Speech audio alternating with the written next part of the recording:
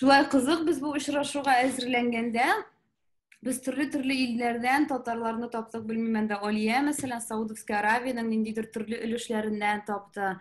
Тагын Йеменнан таптык. Без хәтта Иракта яшәүче татар кызларын таптык. Без ничектер аларны барысы да белмибез кебек, ничектер Конгресстан да сорап карадык, кемнәрдер бәлки белми.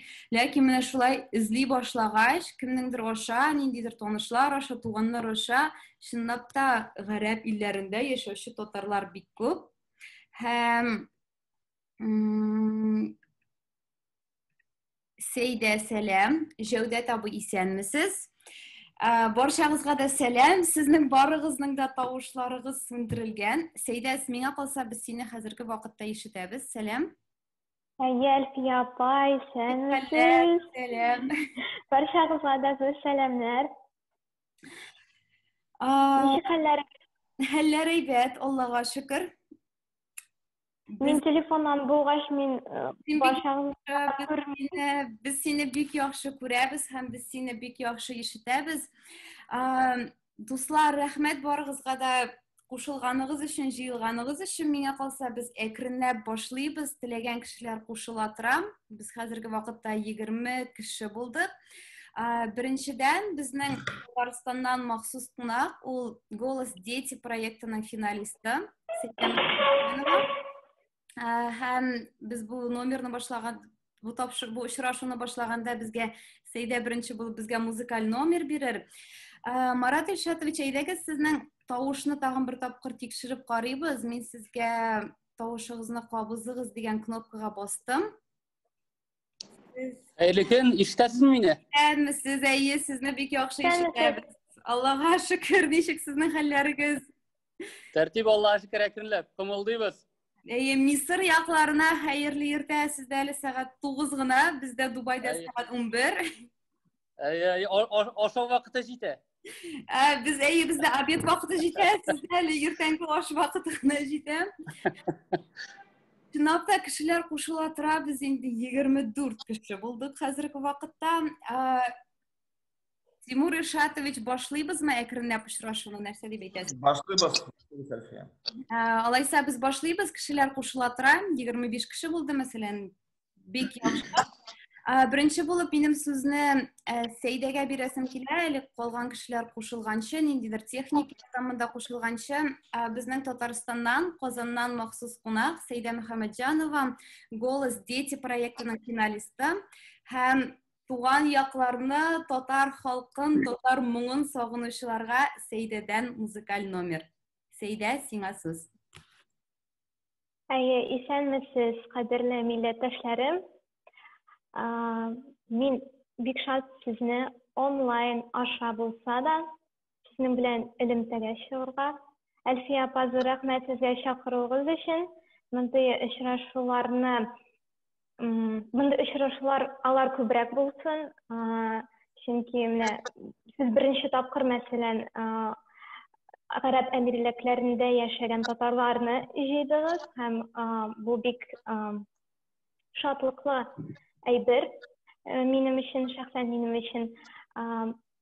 Һәм шундый бер хикәя генә сөйләсе килә. Мин Гарәп әмирлекләрендә булдым.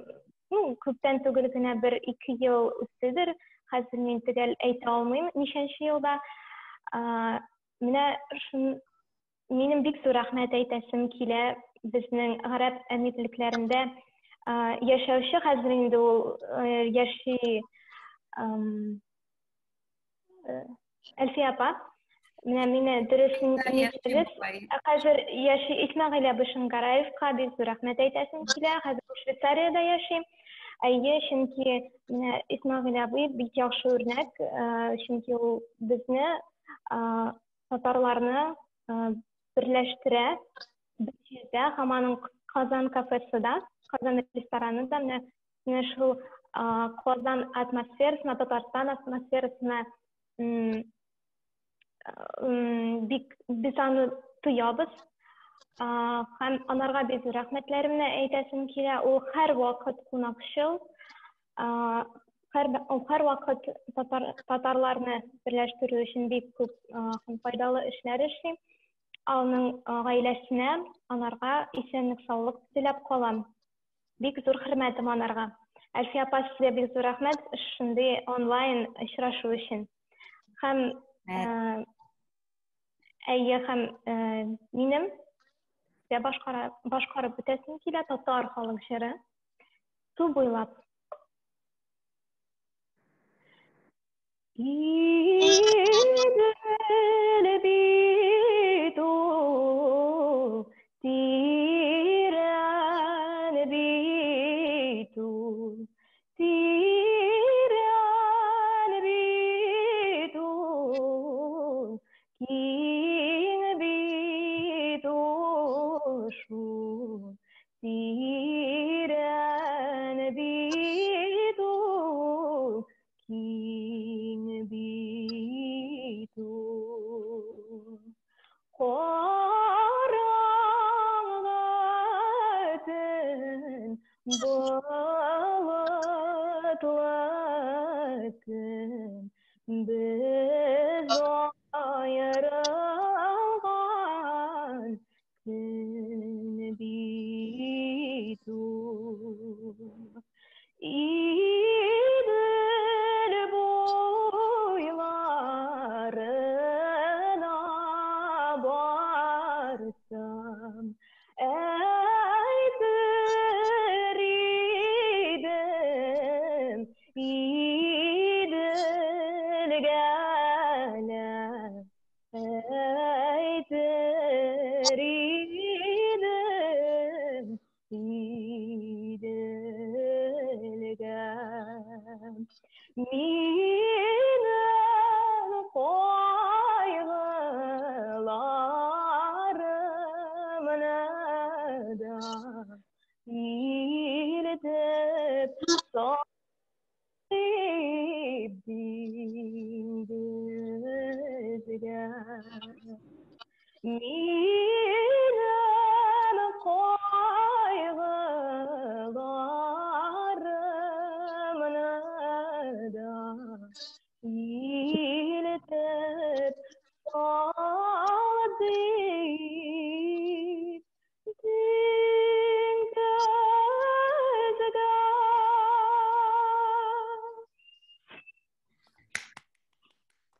Рәхмәт, Сәйдә. Мин күрәм, сез барыгыз да алкышлыйсыз, ләкин монда бары тик минем алкышлар гына ишетә. Шундый да искиткеч җыр, безнең татар халкының күркәм җырларының берсе. Шундый да Сәйдә, бик зур рәхмәт безнең очрашуга кушылып, шулай башлап җибәргәнең өчен. Бу инде башлангыч. Дуслар, сез барыгыз да мине ишетәсез дип ышанам. Кемнәр мине ишетә? Менә монда безнең чат бар, ниндидер сәламләү сүзләре, үзегезнең кайдан булганыгызны, исемегезне язып җибәрсәгез, мин бик рәхмәтле булыр идем. Хәзерге минутларда башлыйбыз. Минем исемем Әлфия, мин үзем Дубай шәһәрендә яшәйм. Инде монда яшәгәнгә 4 ел булды. Бу вакытта без төрле татар очрашулары оештырдык һәм менә соңгы вакытта минем бар Сауд Гарәбстанда яшәүче татарлар гаиләсе Нияз белән Алия, аларга сүз биреп киткәндә алар сөйләрләр, без алар белән Сауд Гарәбстанда хәтта күрешкән идек. Беләсезме, шундый бер кичкенә ситуация дип әйтим. Ниязның бар дусты, ул Аманда яши һәм аның Дубайга машинада килеп, Дубайдан Казанга очып китәргә теләге бар иде. Нияз миңа яза, менә шулай дустым бар, машинаны кайда калдырырга була икән. Ярым мин әйтәм, миндә калдырып китсеннәр. Шуннан тагын танышларның танышлары аша без ул машинага ниндидер чемодан да куйдык. Менә шулай, беләсезме, гарәп илләре, теге без берничә ил бит инде барыбер монда Дубай булсын, Бахрейн, без барыбыз бер-беребезгә бик якын яшибез һәм ни дисәгез дә, ул илләрдә, мәсәлән, нефть өлкәсендә эшләүче безнең татарлар күп.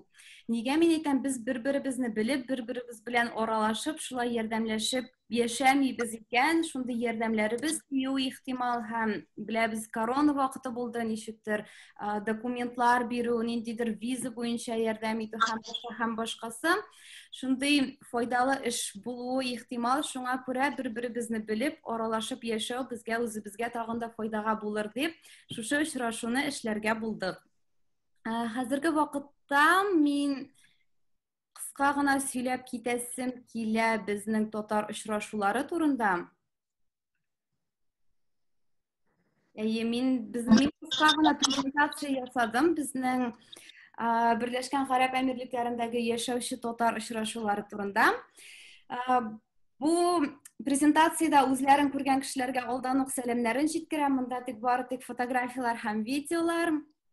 Мин әйтеп киткәнемчә, мин Берләшкән Гарәп Әмирлекләрендә инде 4 ел яшим. Һәм мин монда килгәчтен WhatsApp'та безнең татарлар төркемен эшләргә булдым. Анда без башта берничә дуслар гына идек, ничектер минем танышлар гына идек. Хәзер инде без ул төркемдә 170 кеше булдык. Группада булган һәм чыгып киткән кешеләрне исәпкә алсак, минем барлыгы Гарәп Әмирлекләрендәге яшәүче 270 кешенең контактлары бар. Менә бу безнең беренче очрашу. Менә мин Дубайга килгәч, 2017 елның сентябрь-октябрь айларында без менә шушындый составта очраштык. Казан кызлары, Казан егетләре без бардык 7 кеше. Аннан соң кызларның ифтарга җыелу теләге бар иде. Бу инде 2018 елның май аенда без монда 8 кеше күргәнегезчә. Һәм карагыз, аннан соң бу бары тик менә 1 ай эчендә, бу 2018 елның майы һәм бу 2018 елның июнь ае. Без инде бу очрашуга 35ләп, 40лап кеше җыелдык.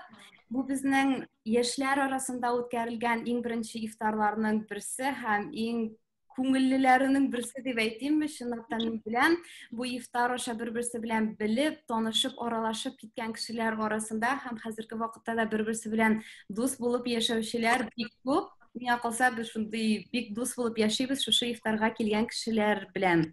Берничә видео бу ифтардан никадәр ул күңелле үткән иде.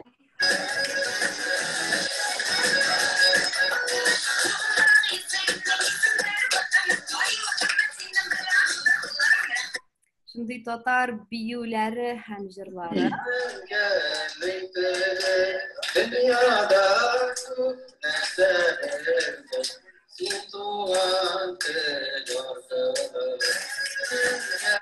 Шулай бик күңелле үткән иде безнең флаг белән фотога төшү мизгелләре. Карагыз, хәтта егетләр энтузиазм белән ифтарга килгәннәр. Гадәттә бит инде кызлар бик актив булып катнаша. Монда безнең хәтта егетләр дә байтак кына булдылар.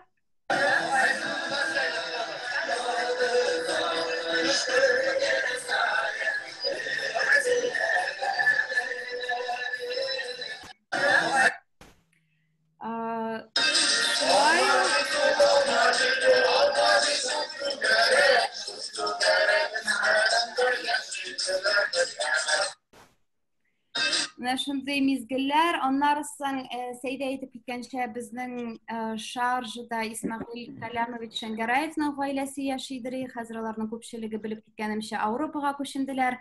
Ләкин аларның да Казан ресторанында безнең төрле татар башкорт чаралары узып барадыр. Мәсәлән, бу 2018 елның июнь аенда популяр җырчы Элвин Грей Радик Юльякшин белән очрашудан бер мизгелләр. Очень приятно оказаться в Дубае и на таком душевном, добром мероприятии, ифтар, һәм дебрәсән, Зур рәхмәт. Абайга шундый матур өстәл әзерләгән өчен һәм инде барыгызга еганы өчен зур рәхмәт устав. Дишәбез, аплодисменты. Менә бу шулай ук шул очрашудан мизгелләр. Монда карагыз, безнең инде кеше саны байтак һәм бу Эмиратта яшәүче татарлар дип алсак, дөресен әйткәндә, бу актив татарлар без бар һәм без күп. Аннан соң безнең Татарстанның халык артисты Гүзәл Уразова һәм Илдар Хакимов белән дә очрашу булды. Мәсәлән, аннан бер кыска гына мизгел.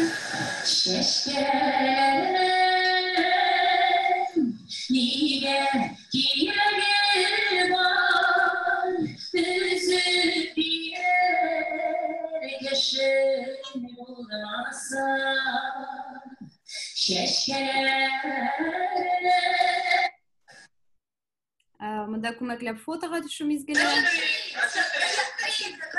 Раз, два, три.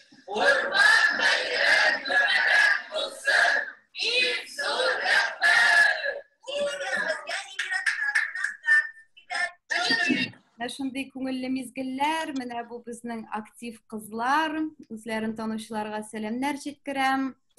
Шулай ук Абу-Дабида бу Адипек деген нефтяная выставка белүчеләр өчен шулай килеп чыкты. Без 4 татар алдан күрешмәк, алдан не договариваясь, бергә очраштык. Менә шундый күңелле очрашуларның берсе. Һәм бу 2018 елның декабрь ае без яңа ел алдыннан татар очрашуы эшләдек. Ул да шулай бик күңелле узган иде. Шулай кеше саны 35ләп булды миңа калса. Мәсәлән, кыска гына видео очрашудан.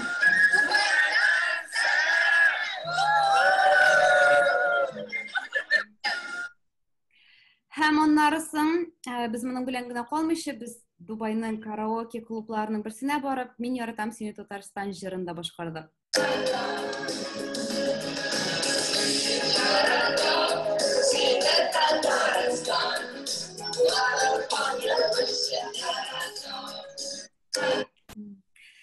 Бу шулай Шаржа ресторанда узган очрашуларның берсеннән мизгелләр. Бу 2019 елның май аенда без инде монда татар-башкорт ифтары дип үткәрә башладык. Күрүгезчә, монда Башкортстан флагы да бар. Бу фотографиядә мәрхүм Маузер абый Гыйниятуллин, ул инде халыклар дуслыгы өчен һәр вакытта бик актив булып йөрде һәм Маузер абый катнашкан чараларның берсе. Менә шуннан мизгелләр, фотографиялар. Алга таба бу безнең шулай ук татар-башкорт ифтары дип без үткәргән Баку ресторанындагы чара. Шулай ук кеше саны күргәнегезчә без 35-40га якын кеше без барыбыз җыелабыз. Бу безнең Абу-Дабида эшләгән очрашуларның берсе. Чынлап та Шаржада бар татарлар бар, Дубайда бар һәм Абу-Дабида яшәүче татарлар шулай ук бар. Бу мәгълүмат өчен кемнәр белми, Дубайда Union кооператив супермаркетында бәхетледән чәк-чәкләр сатыла. Һәм кемнәр белми, 2020 елның май аенда без дөньядагы иң бөек бина Бурж-Халифаны Татарстан флагы төсләре белән яктырттык. Бу фотошоп түгел, менә видеосы да бар. Бу Татарская ССРның юбилеена багышланган чара иде.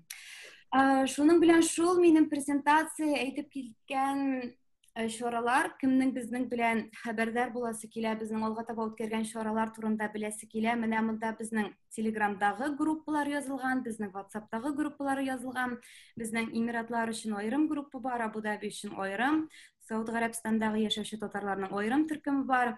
Һәм без буларны барысын да берләштереп, Телеграмда аерым бер канал булдырдык. Минем исемем Әлфия. Бу минем Instagram аккаунт. Кемнәр кушылырга тели, укыгыз, татар тормышы турында да бик актив язып барам. Минем яктан шуның белән шул. Хәзерге вакытта сүзне рәхмәт, кемнәр миңа алкышлыйлар. Тимур Ишатович, сүзне хәзер сезгә биреп китәм. Тимур Ишатович Хайруддинов, торгово-экономический представитель Республики Татарстан в Дубае. Рәсми вәкилет буларак сүз сезгә.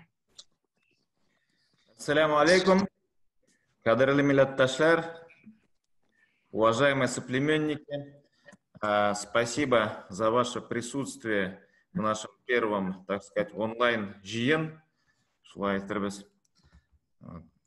Надеюсь, что это наше первое, но с нынешнего дня регулярное мероприятие. Как вы знаете, татары – это один из самых древних народов, упомянутых в истории, известных истории. И упоминался он не как какой-то маленький народ мимоходом, а упоминался как большой, сильный и развивающий, и растущий народ. Поэтому нам, как самому древнему народу, чтобы развиваться, от современных технологий отказываться нельзя, и поэтому мы должны быть и здесь, впереди этой всей. Поэтому сегодня начали вот такое мероприятие. Спасибо Альфие, нашей активистке, которая приехала в Дубай и придала новый импульс жизни татарской общины, как двигатель. И тем более сегодня, когда такие вызовы перед нами стоят, как локдаун, татарщиночка әйтергәнде, бикләп алуы. Когда ограничены возможности людей летать, встречаться, поэтому нужно использовать, конечно, такие технологии, как вот эти онлайн-встречи. Вот. Не буду много времени отрывать в своей приветственной речи, потому что я думаю, что здесь каждый хочет представиться, что-то сказать. Вот. Но хочу сказать, что, наверное, сегодня мы решим, когда будет у нас следующая встреча. Наверное, мы будем ее делать несколько раз в месяц. Вот после этой первой встречи, возможно, будут с вашей стороны предложения по времени, по дню проведения. Вот. Конечно же, каждый может озвучить или написать, какие темы было бы интересно поднимать, кроме того, что мы между собой общаемся. Мы на эти встречи можем приглашать гостей с Татарстана, из-за границы, деятелей культуры, языка, истории государства Республики Татарстан, религиозных деятелей. В общем, кому что интересно, мы можем здесь обсуждать. Ну, в том числе и житейские вопросы тоже, как Альфия сказал, чемодан передать, машину прислать, еще что-то, чак-чак прислать. То есть все это мы можем, конечно, обсуждать. Пользуясь случаем, я хотел бы вам передать устное приветствие президента Республики Татарстан Рустама Нургалиевича Минниханова. Вот мы, конечно же, его оповестили о нашей такой инициативе, он ее всецело поддержал, передал слова теплое приветствие, сказал, что надеется, что у нас аудитория будет расти регулярно. Также вице-премьер Республики Татарстан, курирующий наши национальные вопросы, Васыл Шахразиев, передал свой привет. Также сказал слова поддержки, то, что Татарстан готов нас поддерживать и помогать нам и с культурным контентом, и со всем остальным. Мы уже вот долгое время планировали провести Сабантуй в Дубае физически. Вот, но в Дубае это делается, организовывается не быстро, не легко в связи с климатическими особенностями, в связи с тем, что, в общем-то, у нас заняло какое-то время собрать всех наших татар, познакомиться, контакты собрать. А сейчас этот локдаун, да, мы обязательно его, конечно, проведем. Цель нашего Сабанту — это самое главное — познакомиться, более тесно общаться, быть всегда на связи. Вот сегодня у нас такая уникальная, так скажем, возможность. Ребята, наши земляки, соплеменники, соотечественники из целого ряда стран присутствуют. Вот это здорово, мы все познакомимся и будем держать связь. Поэтому еще раз напомню, не забудьте, пожалуйста, ваши впечатления, предложения по этим встречам, по содержанию, по вопросам. Все с радостью это Альфия возьмет на учет, и мы все это будем развивать. Вот мы, еще что хотел сказать, мы, конечно, татары, в большинстве своем мусульмане, вот, но татары всегда славились на протяжении истории, там, из начала государства, своей лояльностью, терпимостью, вот, поэтому сейчас татары уже есть не только мусульмане, есть и христиане среди татар, да, есть, наверное, люди так называемые модерновые, которые вообще как бы не относятся к какой-то конкретной конфессии. К чему все это говорю? Когда у нас аудитория будет расти, всех призываю относиться к таким вопросам внимательно, щепетильно и лояльно, с уважением к своей религии, к другим религиям, к взглядам других людей, вот, и не развивать, не поднимать какие-то спорные вопросы в этом плане. То есть будем друг к другу с уважением, с терпимостью и будем находить общие точки, которые нас будут объединять. Большое спасибо, Альфия, большое спасибо всем участникам, кто нас поддержал. Мы действительно очень рады, что столько людей собралось. Надеемся, что в следующий раз будет еще больше. Надеюсь, что все пройдет интересно. Рахмет. Рахмет Бикзур Тимур Ишатович, рахмет за вашу поддержку. Менің шулай ук рахметлеримни әйтәсем килә Абу-Дабидан Гүзәлгә һәм Сауд Гарәбстаннан Алиягә. Без шулай 3 кыз татарларны күпме эзләп, ниндидер Фейсбукларда, Инстаграмнарда язып, бер-беребезне табып, шуны группа булдырып, шундый очрашуны булдырдык. Хәзерге вакытта дуслар танышып китик. Берләшкән Гарәп Әмирлекләрендә яшәүчеләр кемнәрнең үзләре турында кыска гына таныштырып китәселәре килә. Бу по желанию. Друзья, те, кто живут в Объединенных Арабских Эмиратах, возможно, кто-то хочет рассказать и выступить, познакомить о себе. Информация буквально коротко, как вас зовут, откуда вы родом, в какой сфере работаете, как давно вы здесь живете. У кого есть желание, здесь есть функция поднять руку в нашем чате. Если вы нажмете, то я включу ваш микрофон. Бірінші болып сөзіні Гүзелге берем. Гүзел, мен сеңа бастым микрофоныңны қабызырға деп, сені ишетәбез. Исәнмесез, ишетеләме? Әйе. Исәнмесез барыгызга да дуслар. Минем исемем Гүзел Гөлмиева. Мин Абу-Даби шәһәрендә торам хәзер. Хәзерге вакытта инде күчкәнемә 3 ел. Моңа кадәр мин үзем Ярчалыдан, моңа кадәр 15 ел Казанда тордым һәм берничә ел Америкада тордым. Һәм үзем Абу-Дабида торам, ләкин Дубайда университетта инглиз теле укытучы булып эшлим. Рәхмәт. Гүзәл, Абу-Дабида яши, инглиз теле укытучысы. Рәхмәт бик зур Гүзәл. Дуслар, бармы тагын Абу-Даби, Дубай, Шаржа, кемнәр үзләре белән таныштырып, кыска гына сөйләп китәсе килә. Фәридә, күрәм, мин сиңа бастым тавышны кабызырга дип. Фәридә, сәлам. Исәнмесез, дусларым. Сәлам. Минем исемем Фарида.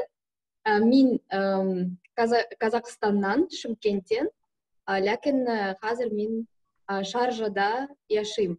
Шаржа Берләшкән Гарәп Әмирлекләрендә яшим.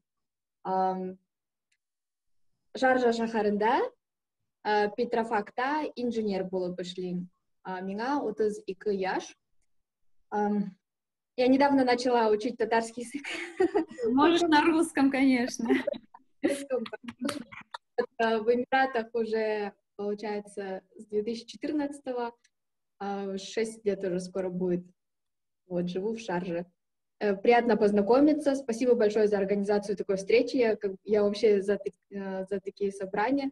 В городе Шымкент, получается, я ходила вот в татаро-башкирский культурный центр. Мы там песни пели, готовились к сабанту и так далее. Вот, хоть мы с Казахстана, но у нас есть тоже там организация татар. Спасибо большое всем. Приятно познакомиться со всеми. Рәхмәт бик зур Фәридә. Фәридә тумышы белән Казахстаннан, Шымкент шәһәреннән безнең Татарстан Республикасы хөкүмәте башлап җибәргән ана теле проекты аша татар телен өйрәнде шушы соңгы 3-4 айда һәм татарча менә ничек сөйләшә. Шаржада Петрофак оешмасында эшли, нефть өлкәсендә.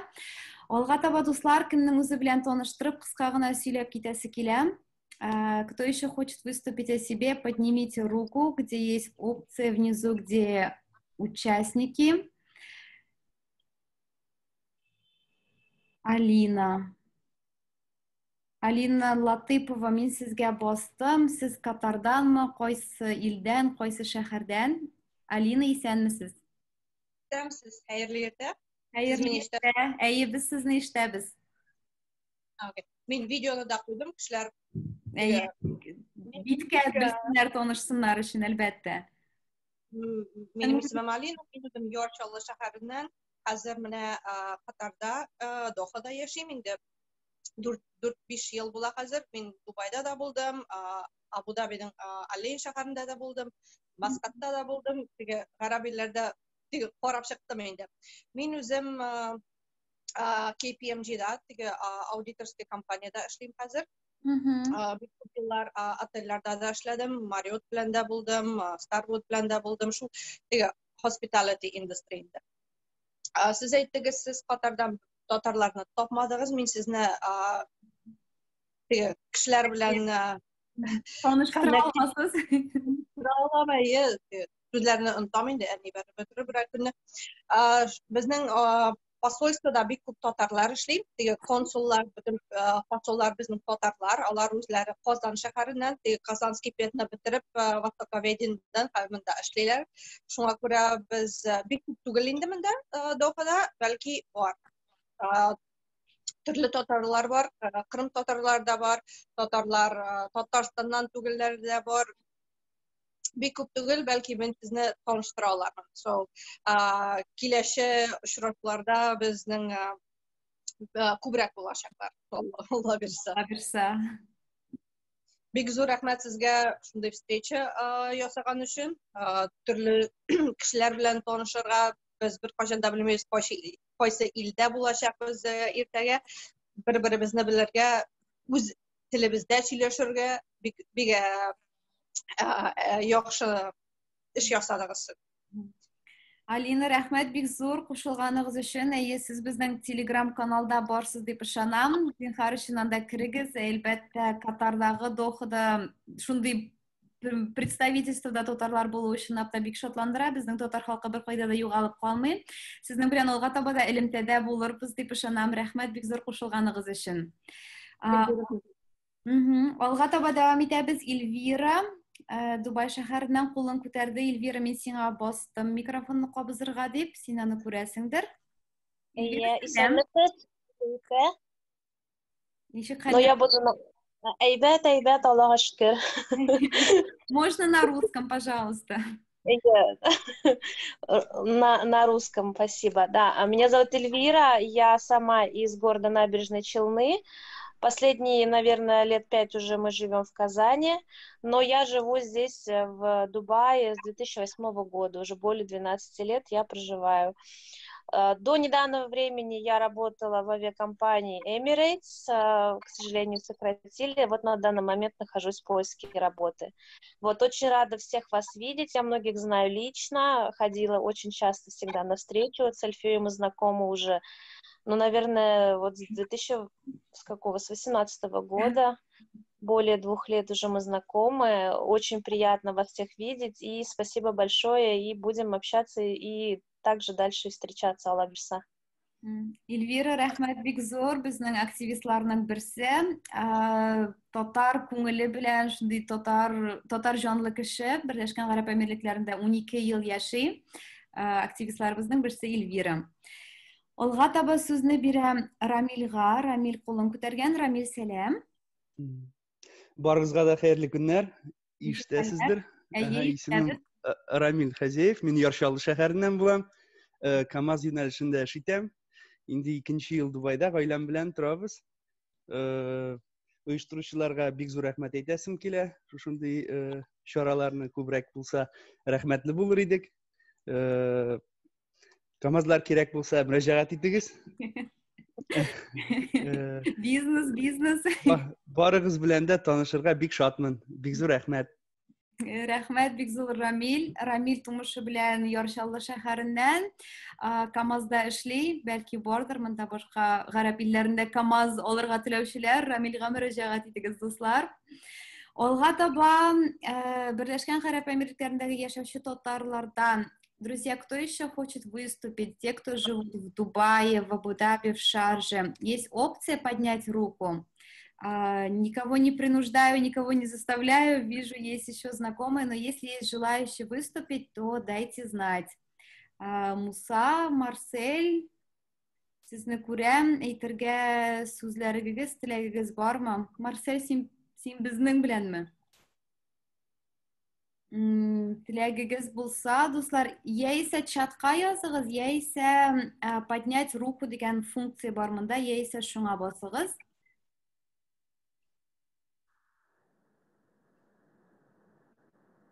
Теләүчеләр, Артур, алайса сүзне сиңа бирәм. Безнең активистларыбызның берсе Артур Маузер, ул музыкант.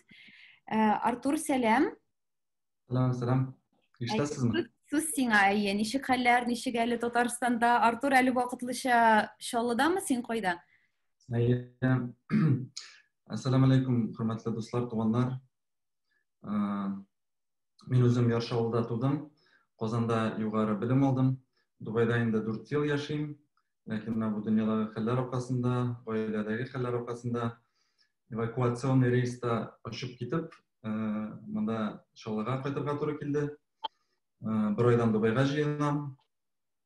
4 ел элек Дубайга келүү белән мин шулай ук татарлар общинасын, диаспорасын эзли башладым. Шулай итеп мин Исмаил Кәләмов Шәңгәрәев белән таныштым. Ул аның аша башка татарлар белән таныша башладым. Аңа зур рәхмәт әйтәсе килә, ул һәрвакыт шундый мәҗлесләр үткәрә иде, безне барыбызны берләштерде, башлап җибәрде. Шул вакытта мин кешеләр белән таныштым. Әтием Гыйниятуллин Мөһаҗир Мирхат улы, ул инде шулай ук кешеләрне, халыкларны берләштереп, бөтен җанын тәнен биреп яшәде. Аның Татарстан Башкортстан дуслыгы җәмгыяте бар иде, хәзер инде аның эшен мин дәвам итәм. Кызганычка каршы ул безнең арабыздан китеп барды, күптән түгел. Ул инде менә 1 ел элек шулай ук Дубайга үзенең миссиясе белән килгән иде, Әлфия презентациядә күрсәтеп үтте. Татарлар гына түгел, татарлар һәм башкортлар бергә берләшеп, шундый община төзеп, аралашып яшәсеннәр иде дип, Ислам Шәңгәрәев белән, Әлфия белән шундый берничә мәҗлесләр дә үткәрделәр, очрашулар үткәрделәр. Һәм ул анда безнең беренче президентыбыз әйтә иде, без булдырабыз дип, әти шундый челлендж башлап җибәрде татарларга һәм башкортларга, ул шундый багышланган, без бергә яхшырак булдырабыз дип. Шуңа күрә дуслар чыннан да аралашып, дус булып, бер-беребезгә ярдәм итеп, шулай киләчәктә дә ясын. Әлфия, сиңа зур рәхмәт. Берсе тагын күрешербез. Интернет аша гына түгел, Дубайда, башка илләрдә дә. Әйткәнемчә, бер айдан киләм, очрашырбыз. Барлык төрле илләрдә яшәүче, үзләренең туган якларын сагынучы милләттәшләребезгә багышлап, миннән бер бүләк уйнап китәсем килә сезгә саксофонда. Мин сине шундый сагындым.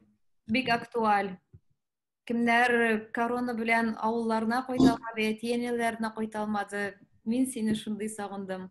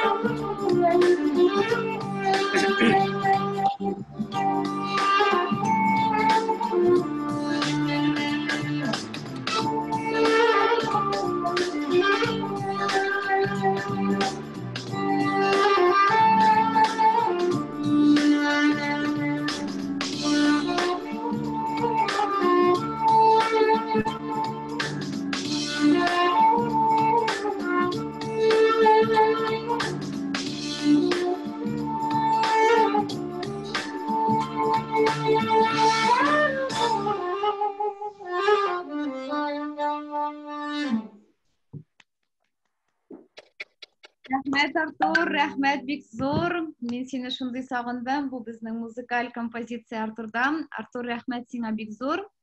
Ахырдан Алла бирсә саксофон көйләренә и туган телен җырында җырларбыз. Берләшкән Гарәп Әмирлекләре татарлары белән танышуны дәвам итәбез. Ләйлә, күрәм син кулыңны күтәргәнсең, сүзне сиңа бирәм. Сиңа Ләйлә, сәлам. Сәлам. Хәерле көннәр һәр барчагызга да. Минем исемем Ләйлә. Менә инде 2 ел мин Берләшкән Гарәп Әмирлекләрендә яшим. Хәзерге вакытта Шарджада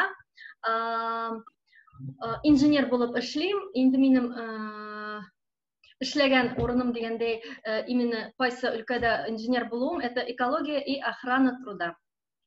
Инде Аллаһка шөкер шушында безне Исмәгыйль абый берләштереп, Әлфия белән танышып, менә Аллаһка шөкер, хәзер монда барчабызда беренче вакытта килгән вакытта бик сәер, бик куркыныч шикелле иде. Аллаһка шөкер, монда да татарлар бик күп, без бергә үз илебездәге кебек рәхәтләнеп яшибез. Аллаһка шөкер.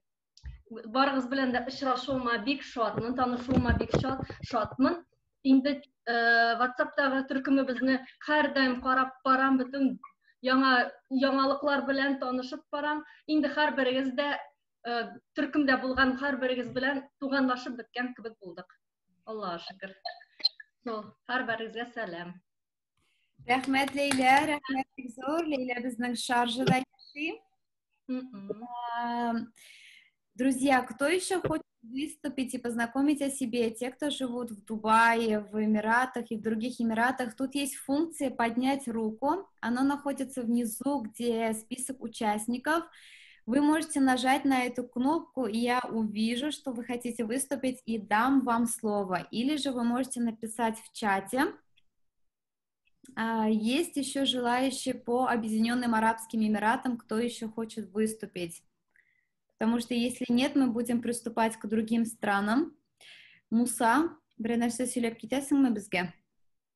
Ләйлә дә үзе дә тумышы белән Чаллыдан, Чаллылар бик актив. Фәнис, күрәм синең кулыңны күтәргәнеңне, сиңа бастым тавышыңны кабызырга дип. Фәнис, сәлам. Исәнмесез? Фәниснең хатыны, исәнмесез? Хатыны, мин Гүзәл. Гүзәл, сәлам. Бары 2 бала, без Шарджада яшибез. Фәнис машиналар белән эшли, мин балалар белән торам. Менә шул. Әлфия, сиңа. Рәхмәт бик зур, Гүзәл. Бу безнең татар гаиләсе, алар яши Шаржа шәһәрендә, хәтта менә әйтеп китәсем килә, хәтта мин үзем машина алганда, миңа Фәнис машина алышырга ярдәм итте. Шуңа күрә беләсезме, контакты лишними не бывает, кем әйтмешли, шундый бер-беребез белән яшәүләр. Алга таба бармы? Друзья, еще есть ли желающие, те, кто хотят выступить по Арабским Эмиратам? Если еще кто из Дубая и других Эмират хотят выступить, немного познакомить о себе, напишите, пожалуйста, в чат или поднимите руку. Абу-Даби, Шаржа, Дубай. Ага, Аделина, Курем. Аделина, я попросила тебя включить. Да. Салям. Салям. Аделина гуляет по улицам Дубая, экскурсия. Нет. Салям, как салям всем. Сейчас, секундочку, я выйду, где потише. Не удалось дома посидеть спокойно, дети просились в бассейн. Поэтому надо совмещать. Всем салям, надеюсь, до скоро увидеться со всеми. Лично познакомиться. Очень рада, что такая большая группа дружная татар. По-татарски я знаю немного, потому что дома всегда разговаривали по-русски. Только Нанай по-татарски разговаривала, поэтому по-русски буду. Мы жили в Абу-Даби 2,5 года, сейчас приехали в Дубай, поэтому сколько раз слышала и видела, когда собирались на ифтары какие-то в Дубае. Очень хотелось приехать, но не получалось. Вот в Абу-Даби один раз собрались. И, надеюсь, сейчас тоже в Дубае будем собираться, ну, попозже. Вот. И отличная идея, то, что онлайн-встречу организовали. Молодец, Альфия. И всем остальные, то, что присоединяются. Вот. Аделина, откуда ты родом? Для тех, кто не знает. Я с Челябинска. Челябинска. Вот, с Аделиной мы познакомились на нашем мероприятии, когда мы собирались в Абу-Даби, хотя и татарский не знает не очень хорошо, но душа тянет и очень активно участвует на наших мероприятиях. Да, дай бог, когда будем собираться в Дубае, будем делать татарский сабантуй, то будем на связи, будем общаться. Рахмет Бикзур Аделина. Рахмет. Рахмет, Бикзур Рахмет. Друзья, есть еще желающие выступить? Если нет, потому что у нас на очереди есть блок по всем другим странам, по еще другим странам, по которым мы еще пройдемся. Тимур Ишатович, вы скажете что-нибудь заключительное по блоку, по Эмиратам? Альфия, я скажу заключительное в конце встречи. В конце встречи, хорошо. Ирлер, егитлер, давай активнее. Как Альфия говорит, девушки всегда активнее, но на встречах тогда много пришло и мужчин активных, но потому что тогда кормили, поэтому, понимаешь? А может, они ищут себе невестку, татарочку? И поэтому молча сидят, да?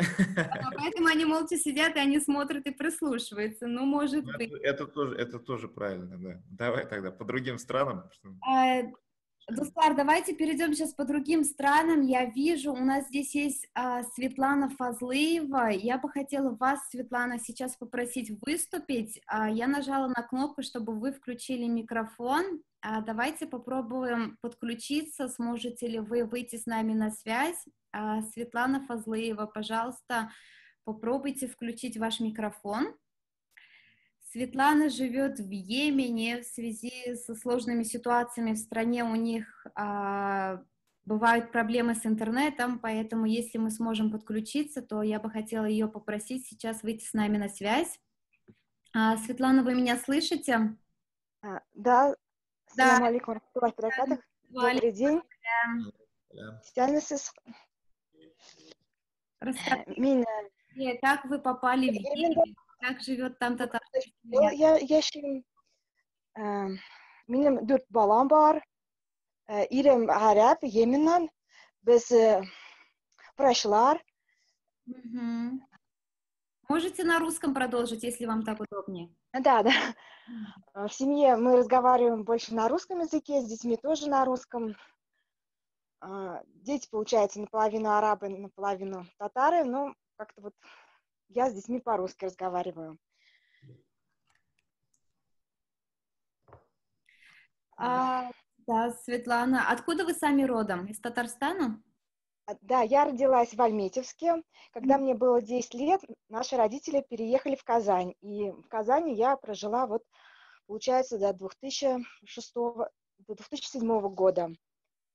Закончила ГМУ, медицинский университет, потом ординатуру в медицинской академии.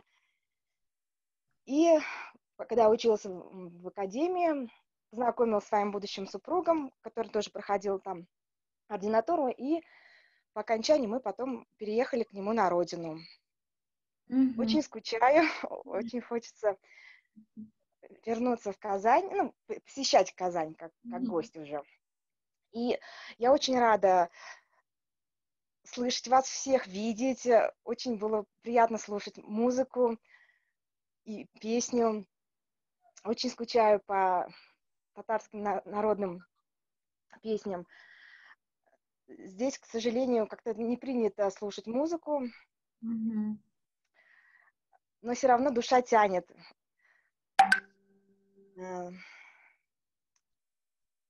Извините, я волнуюсь, просто не ожидала, что меня подключат.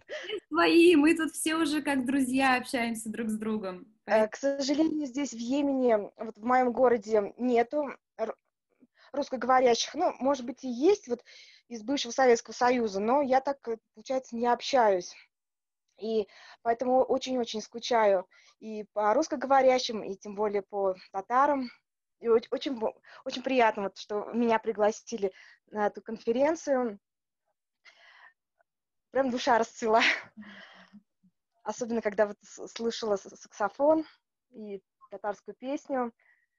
Такая сразу ностальгия.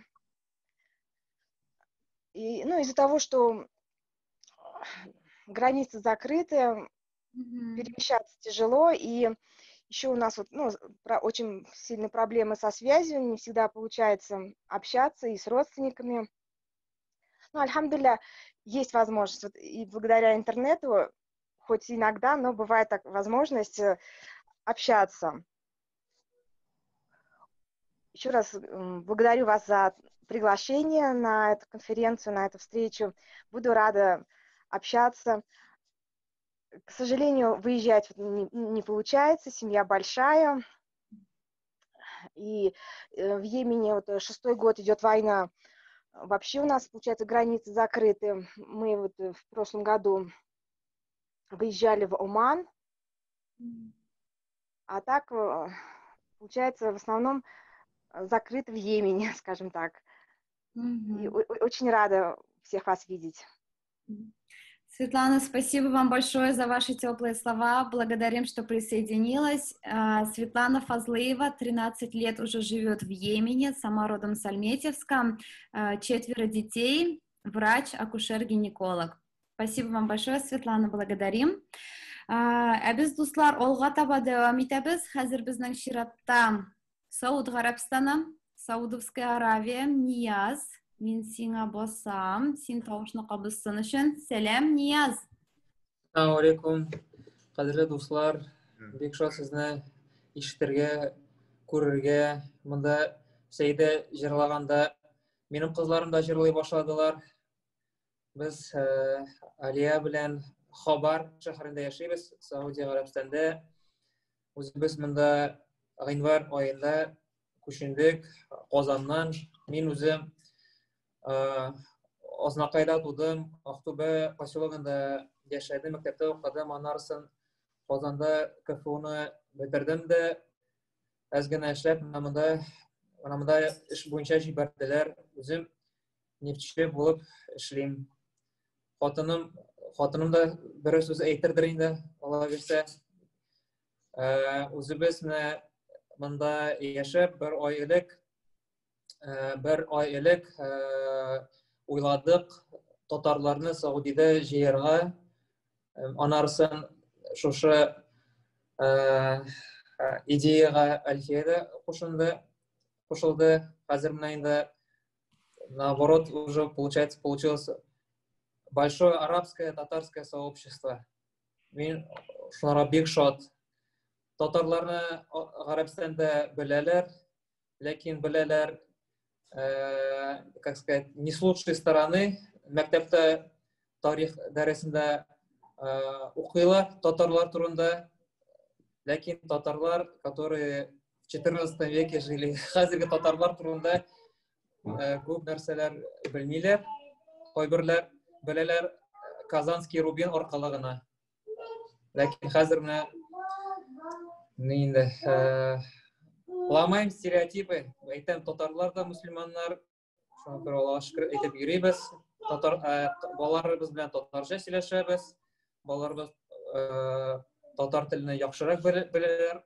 Рус теленә караганда, инглиз теленә караганда, чагыштырганда. Менә шундый хәлләр. Нияздан эшең турында әзрәк сөйләп китсәң, мин беләм, Нияз эшләгән компаниядә, безнең тагын Абу-Даби, Аманда татарлар бар. Мин үзем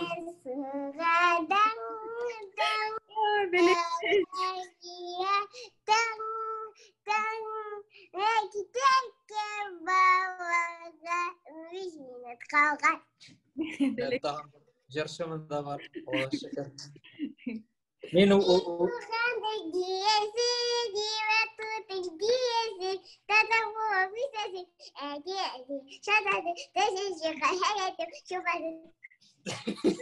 татар балалары үсеп килә безнең Саудия Арабистанында.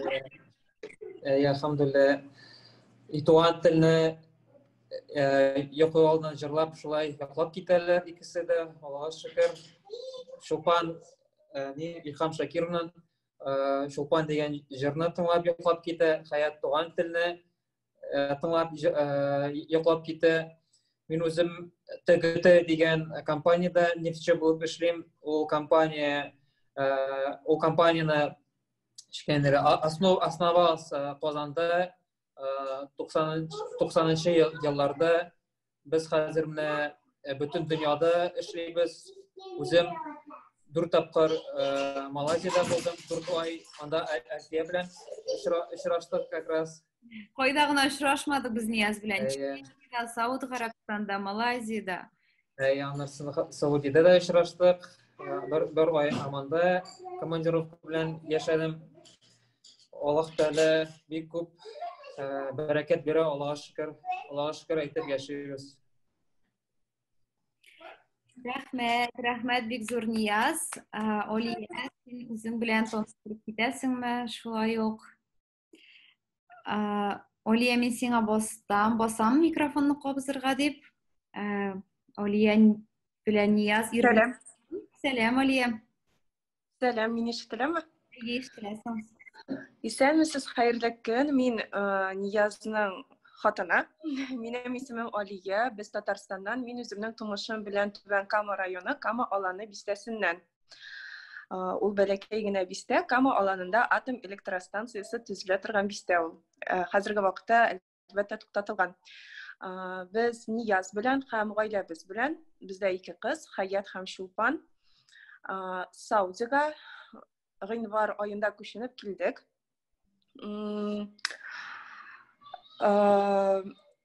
Монда СНГ илләреннән чыккан хатын-кызларның да, ир-атларның да үзләренең төркемнәре бар һәм алар монда бик күп.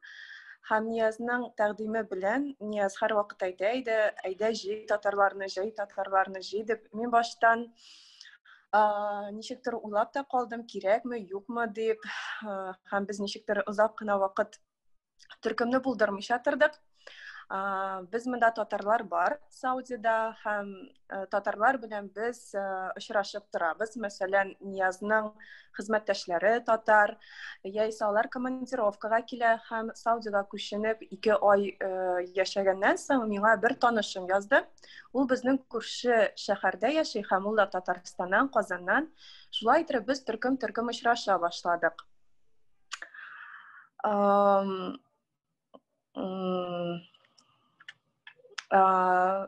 Минем белүемчә, монда Саудида татарлар бик күп. Ләкин Сауди башка гарәп илләреннән шул бер ягы белән аерылып тора. Сауди башка гарәп илләренә караганда ул бик зур. Бар көнчыгыш ягы һәм көнбатыш ягы. Көнчыгыш ягы ул индустриаль. Ул Персидский залив ягында урнашкан һәм монда күбесенчә эшләргә киләләр. Шулай ук безнең Мәккә, Мәдинәдә дә татарлар бар. Минем аңлавымча, белүемчә, алар бик дус яшиләр. Һәм алар күбесе киләләр укырга дип, һәм дини белем алырга дип. Менә бер ай элек без шулай итеп төркемне булдырырга уйладык. Әлфиягә бик зур рәхмәт. Ул шулай булышты. Һәм Әлфиянең булышуы белән безнең идеябыз менә шундый зур очрашуга әйләнде. Нәрсә әйтәсем килә. Мин танышырга бик шатмын һәм безнең Саудидагы кешеләргә дә әйтәсем килә. Күбесе никтер төркемгә кызганыч кермиләр, чөнки алар аны дини яктан аңлаталар. Бәлки алар безнең белән танышырга куркалардыр да, ләкин без сезнең белән бик танышырга телибез. Һәм менә без монда хәзер 8-9 ай яшибез һәм шул вакытта яшәгән вакытта без Риядта булдык. Һәм Саудовская Аравияны 2 тапкыр машинада йөреп чыктык. Кызыл диңгез ярына барып җиттек, тауларга мендек. Тауларга менеп чәйләр кайнатып чәй эчтек. Анда да Шамил, Айсылу белән идек, татарлар белән. Менә шулай. Бик күңелле, рәхмәт, бик зур Алия. Аям. Һәм андарсын мин яңадан рәхмәтемне бәлки әйтергә өлгермәмен. Бик зур рәхмәт Әлфия сиңа. Гүзәл белән таныштырганыңа рәхмәт, Мусага рәхмәт, зур рәхмәт Тимур әфәндегә. Безне тыңлаганга, безне поддержать иткәнгә, һәм әлбәттә мин рәхмәтемне әйтергә телим кунакларга. Без бу очрашуга Әлфия, Гүзәл, үзебезнең кунакларыбызны да чакырдык. Бөтен дөнья буйлап яшәүче татарларга монда бар Җәүдәт абый. Кытайдан безнең дусларыбыз бар, Чехиядан Алик абый чыгарга тиеш иде, кызганычка каршы аның вакыты булмады түгел инде, аның хәзер башка эше бар. Менә сезне күрергә бик шатмын.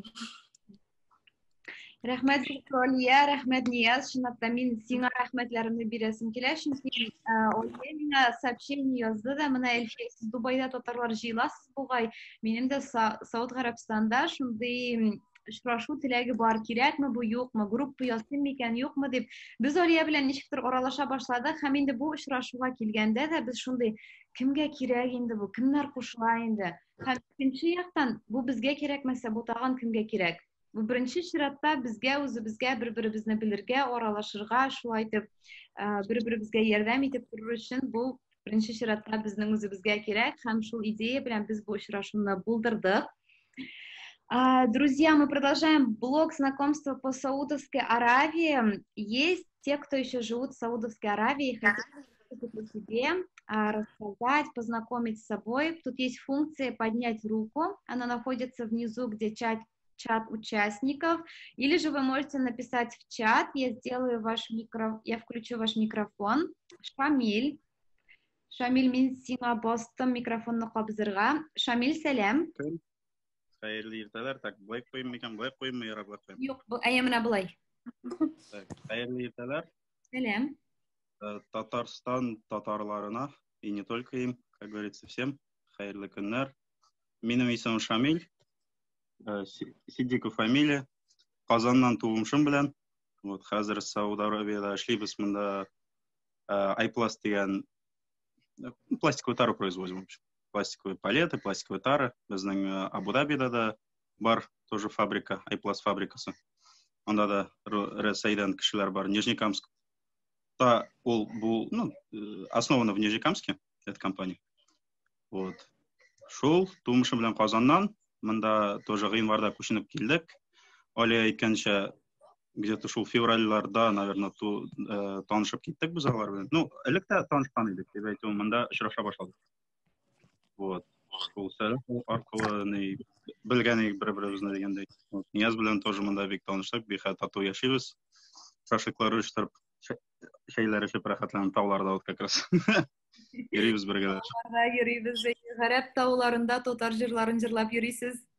Гарәп таулары бар икән белдек бу елны гына. Элек бөтен илдә ни дип белдек нәрсәләр. Пустыня как будто. Оказывается, есть в районе Йемена горы. Неожиданно обнаружены были. Вот. Шундый. Бик шатмын танышырга. Кызганычка каршы Сәйдән тыңлап булмады, уже подключились где-то через минут 10 только. Вот, ну, ладно, әле ала берсе очрашырга, насыйп булса. Ала берсе очрашырбыз. Рәхмәт, Шамиль тумышы белән Казаннан, Сауд Гарәбстанда яши. Без бу очрашуны видеога яздырабыз. Алла берсе техник яктан барсы да барып чыкса, без аны YouTube каналга куерга, кертергә теләгебез бар. Шуңа күрә Сәйдәне шуннан ачып карый алырсыз, Алла берсе. Саудовская Аравия есть. Кто еще хочет немного рассказать о себе, познакомить, пожалуйста, поднимите руку или напишите в чат. Саудовская Аравия. Алия бармы икән тагын сөйләргә теләүчеләр? Әйе, Алия, мин сине ишетәм. Сәлам. Әйдәгез, мин рус теленә күчәм, башка телгә дә бөтенсенә дә аңлашсын өчен. Саудовская Аравия отличается тем, что от других арабских стран, то что Саудовская Аравия, она очень большая, и она делится на, если взять очень утрированно, на восточную часть и на западную часть. На восточной части обычно люди приезжают для того, чтобы работать, и на западной части Мекки, Медины, мы их Джидды также, для того, чтобы учиться и получать религиозное образование. И когда мы к ним обратились о том, что мы хотим вот так вот сделать, они немного относятся скептически, объясняя это с религиозной стороны. Но вот еще хочу еще раз обратиться, возможно, услышите в записи. Мы очень хотим с вами познакомиться. Я и мой муж с семьей, мы были в Медине. Также мы хотим, конечно же, поехать в Мекку, и мы очень хотим познакомиться с вами тоже. Вот, есть такой момент, и хочу также сказать то, что да, в Мекке и Медине тоже много татар, они держатся дружно, они живут вместе, либо в одном доме, ну, многоквартирный дом. Я знаю то, что они там очень дружные, и, наверное, что еще я хотела бы сказать, если кто-то хочет приехать в Саудовскую Аравию, приезжайте, мы живем в Кубаре, мы, наверное, сможем вам помочь тем, что мы сможем вас встретить. Рәхмәт, бик зур, Алия. Менә шулай, бу безнең очрашуның максатларының берсе, почему мы знакомимся, мы общаемся на случай, если нам нужно что-нибудь в Омане, в Катаре, в Бахрейне, в других странах, то мы друг друга знаем, и мы можем обратиться хотя бы за советом. Если на этом больше нет никого, кто хочет выступить из Саудовской Аравии, то мы пойдем дальше. Тут я бы хотела дать слово Оману. Наиль белән Алина. Я нажимаю, где ваш аккаунт, чтобы включить вам звук. Привет, салям. Салям. Салям, Меня зовут Алина, это мой муж Наиль. По-татарски, к сожалению, я не смогу говорить, ибо стесняюсь, потому что плохой татарский. Мы из Башкортостана. Я из города Октябрьский, это возле Уфы находится, а Наиль из Кырмызкалинского района. Да. Училась я в Казани, Наиль учился в Уфе, но потом познакомились в Казани в нефтесервисной компании, и уже после нее переехали жить сначала в Абу-Даби, потом в Оман. В Омане мы сейчас 4 года. Сразу, так сказать, с татарами не познакомились, но постепенно, здесь русское сообщество, наверное, дружит, так можно назвать это, и постепенно уже начали знакомиться не только с татарами, как и с русскими, и с другими национальностями. В Омане очень красивая природа, и поэтому здесь принято постоянно ездить на разный кемпинг, ну, то есть поход. Вот, и уже как бы каждый раз, когда едем, где-то даже бывает, что 10 машин, 12, и уже так познакомились. И как раз недавно, как раз перед нашей встречей, этой онлайн, мы поняли, что у нас есть татары, то есть где-то 4, наверное, семьи, и как раз мы все дружим, наши мужья ездят в пустыню кататься там на джипах, в теннис даже они вместе играют, и недавно пошутили, что татары против там другой нации какой-то.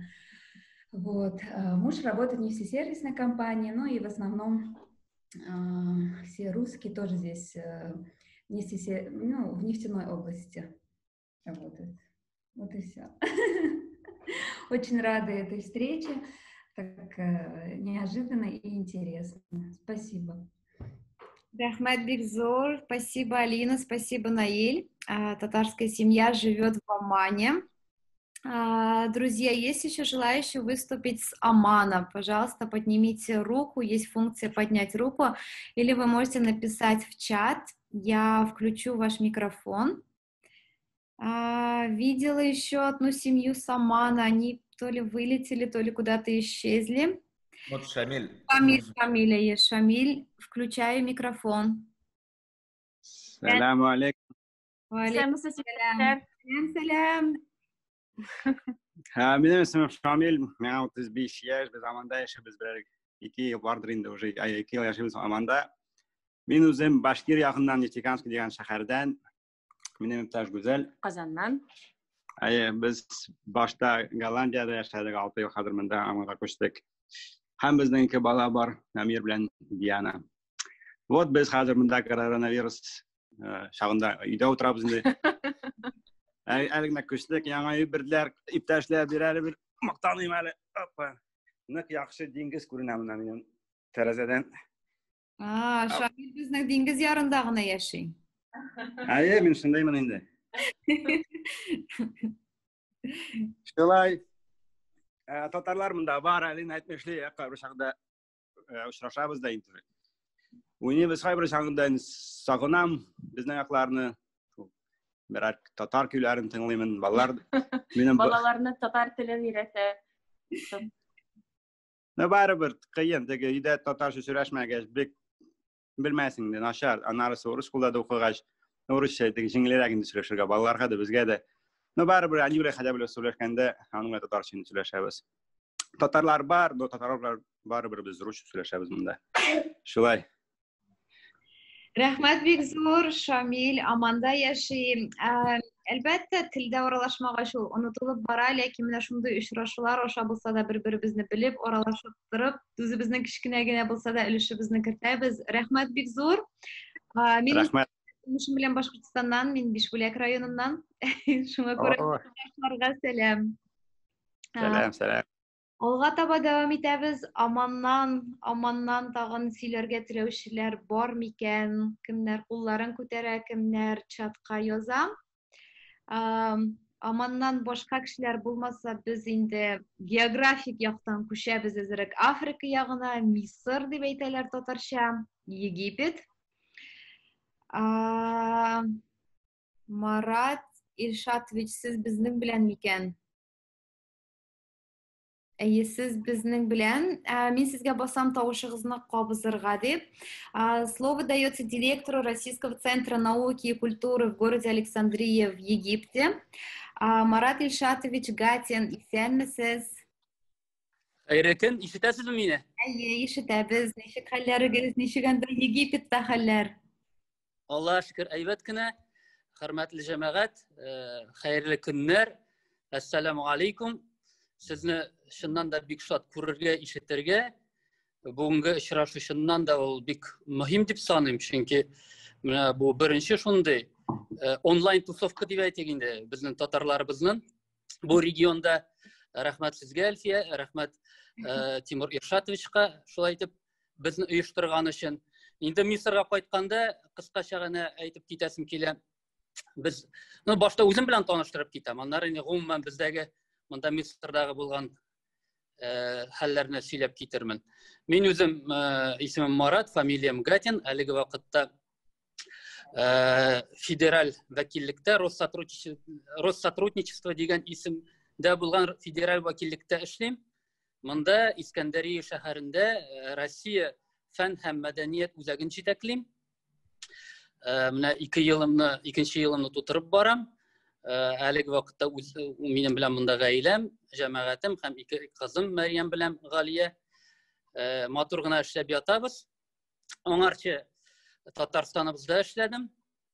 Президент аппаратында тышкы элемтәләр департаментында Тимур Иршатович белән без бик нык элемтәдә булдык ул вакытта. Хәзер дә элемтәдән ул вакытта эш ягыннан да без көндәлектә дә шалтыратышып эшләп эшләр башкардык. Инде Мисыр ягына кайтсак, монда татар кешесе хайран дип уйлыйм. Чөнки үз вакыттан мин монда укып та алдым. Ул вакытта ук шәкертләр күбәйе монда. Шул вакытта минем белүемчә хайраны гына монда хәтта калган кемдер эш табып калган, кемдер яңадан теге югары аспирантураларын укырга калган. Аннан тыш безнең монда күп кенә кардәшләребез, якташларыбыз бар. Искәндәриядә әзрәк, күбесе Каһирәдә. Менә мин бүген безнең группада күрдем якташыбызны Юлдаш Ягафаровны. Ул безнең метрополитен системасында эшли, бик зур, бик яхшы специалист. Үзе теләге булса сөйләп китер, үзе турында сөйләп тормыйм. Шулай менә Рамил Гариповны группада күрдем мин. Ул без аның белән Татарстаннан ук бергә элемтәдә булдык. Шул гарәп илләре белән эшләдек. Аннары Эльвира әфәндене күрәм, ул РИА Новостиның мондағы вәкиллекнең җитәкчесе. Тагы безнең дусларыбыз Рафаил Даминов, Гөлнара Яруллина кушылырга тиешләр, әмма ләкин аларны әлегә группада күрмим, бәлки ниндидер киртәләре килеп чыккандыр.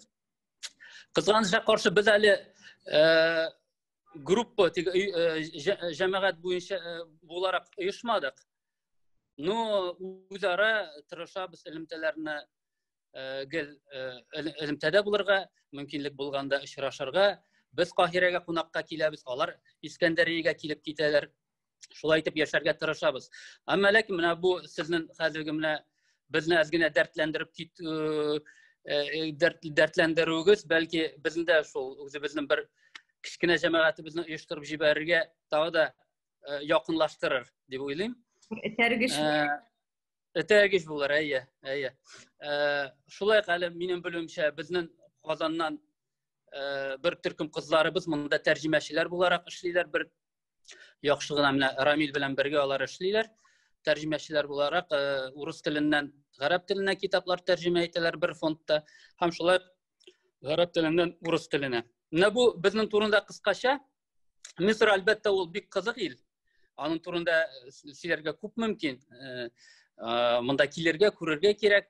Искәндәрияне алсак инде, бу Александр Македонский ташын салган үз вакытында. Монда күбрәк теге эллинистическое влияние дип әйтик инде. Юнанның, Италиянең влияниесе. Инде Мисырга кайтсак, Каһирәгә кайтсак, анда күбрәк инде ислам мәдәнияте, фиргауннар мәдәнияте, шулайрак. Менә бу кыскача безнең турында. Рәхмәт, бик зур, Марат Илшатович, бик зур рәхмәт. Миңа калса Мисыр якларында татарлар бик күп, эзли башласаң, тәрҗемәчеләр, ниндидер студентлар һәм башкасы. Безнең чатта булучылардан кемнәр тагын үзләре белән таныштырып китә? Рамил Гарипов, сезгә сүз бирәм. Рамил, сәлам. Сәлам, исәмисез, ишетеләме микән? Ишетеләсең. Аллаһ шөкер, яхшы. Минем исемем үзем Рамил Гарипов. Чыннан да без уже Мисырда шул 3нче ел, 2нче ел бетеп бара, 3нче ел башланып китә торабыз. Үзем монда гаилә белән торам, тормыш иптәшем гүзәл һәм 3 бала. Шул Каир шәһәрендә торабыз үзебез.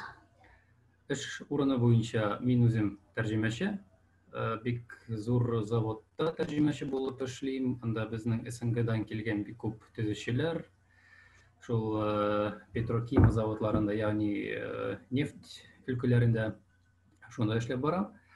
Һәм инде чыннан да Марат Илшатович әйткәнчә, Мисыр һәм Каһира ул нык кызык шәһәр, чыннан да нык зур шәһәр ул. Монда безнең Каһирәдә татарлар күп дип беләм. Берничә татарлар белән аралашкан да, күрешкән дә бар хәтта монда. Әмма ләкин шундый ягы бар, ул инде Мисырның зурлыгына кайвакыт аптырап та китәсең, кайвакыт дәртләнеп та китәсең. Мәсәлән, әйтик, Каир шәһәренең бер ягын, икенче ягына әгәр машина белән бара башласаң, 120-130 километр аның свободный чыга инде ул. Син барыбер шәһәр эчендә булырсың әле. Йөрәчәксең. Чыннан да менә шушындый чараларны уздыручыларга, организаторларга бик зур рәхмәт әйтәсем килә. Марат абый әйткәнчә, Марат Илшатович әйткәнчә, чыннан да бәлки ул безнең өчен шундый зур этәргеч булачактыр. Шул инде Мисырда татарларны бергә җыештырып, бергә җыеп, бер бәлки шул группасын оештырырга ала бирсә. Һәм инде мин үзем тумышы белән Түбән Камадан, аннан соң инде үстем Чаллыда. Монда чыннан Чаллыдан бик күп кешеләр. Аннан соң инде Казанга күчтем, аннан соң Актанышка күчтем. Актанышта күп озак итеп эшләдем. Шуның өчен нефтекамларга бик зур сәлам һәм башка ирекләрдә татарларга бик зур сәлам. Һәм инде Алла бирсә, чыннан да монда үзем белгән кешеләрне тоже күрдем. Мәсәлән, Гүзәл Ириковна, сезгә бик зур сәлам. Гүзәл Ириковна әле Казанда укганда минем укытучы да булып алды ул, инглиз теле укытучы. Иң шәп укытучы сез булдыгыз. Рәхмәт Гүзәл Ириковна сезгә. Һәм инде чыннан да әгәр Каирда буласыз, шалтыратыгыз, языгыз, очрашыйк, булышабыз ала бирсә, ничек тә булса бер-беребезне шулай итеп ярдәмләшеп, шулай торырга әсер булсын. Рәхмәт. Рамил, рәхмәт, бик зур, рәхмәт. Рамил безнең тәрҗемәче булып эшли. Җәмәгать, сез игътибар иткәнсез микән? Мәсәлән, безнең очрашу гарәп илләрендәге яшәүче татарларның очрашуы. Ләкин ягъни дигән сүзне матур итеп беренче булып әлеге вакытта Рамил әйтте. Сез моны белмим, игътибар иткәнсез микән, юк микән? Чөнки гарәпләрдә бу сүз бик еш кабатлана. Безнең арада беренче булып Рамил әйтте. Алга таба дәвам итәбез, сүзне Эльвирга бирәм. Эльвир Хамитов. Эльвир. Исәнмесез, ишетәсезме мине? Ишетәбез. Исәнмесез, дуслар. Минем исемем Эльвир Хамитов. Мин әлеге көндә Каирда эшлимен, яшимен, гаилә белән. Бездә 3 бала. Үзем туып үскән мин Башкириядан, Мәләвез шәһәрендә. Әти-әни Стәрлебаш районыннан. Мәктәптә укыган чакта Мәскәүгә күчеп киттек тә, шуннан бирле Мәскәүдә укып, востоковед, арабист булып, менә шушы бүгенге көндә Каирга килеп эләктем. Международное информационное агентство России сегодня эшлим. Бу агентствога РИА Новости агентствосы керә, Спутник дигән агентство керә, арабский спутник була инде. Менә шушылай. Сезгә зур рәхмәт, шушындай возможность биргәнегез өчен, танышырга, күрешергә онлайн форматта. Алла бирсә, киләчәктә шушындай форматлар күбрәк булсын, иншалла. Зур рәхмәт сезгә. Рәхмәт, Эльвир, рәхмәт бик зур. Эльвир тумышы белән Мәләвез Стәрлебаш ягыннан, без якташлар, мин үзем биш бүләк. Без якындагы тумышыбыз белән. Эштә генә, Эштә генә, Россия сегодня агентлыгында эшли. Шуңа күрә бәлки сезнең ниндидер мәгълүмати чара булып аны тутасыгыз килсә, Эльвир безгә ярдәм итә ала. Алга таба да дуслар, Алла бирсә, Египеттан тагын сөйләргә теләүчеләр бар микән? Ребята, есть еще те, кто желает выступить, познакомить себе, те, кто из Египта. Воспользуйтесь, пожалуйста, функцией поднять руку или напишите мне в чат.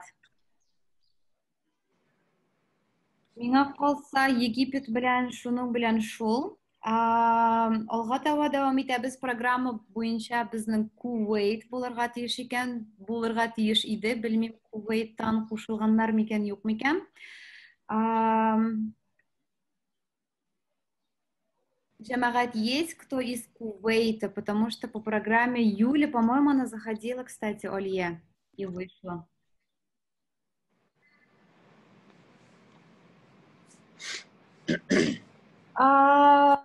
Кувейт кушыла алмаган күрәсең, мин белмим, Олье, ие. Алар кушылырга тиеш иде. Без алар белән тагын бер тапкыр сөйләштек. Бәлки алар кушылып, хәзерге вакытта чыкканнардыр. Бәлки чыкканнардыр, әйе.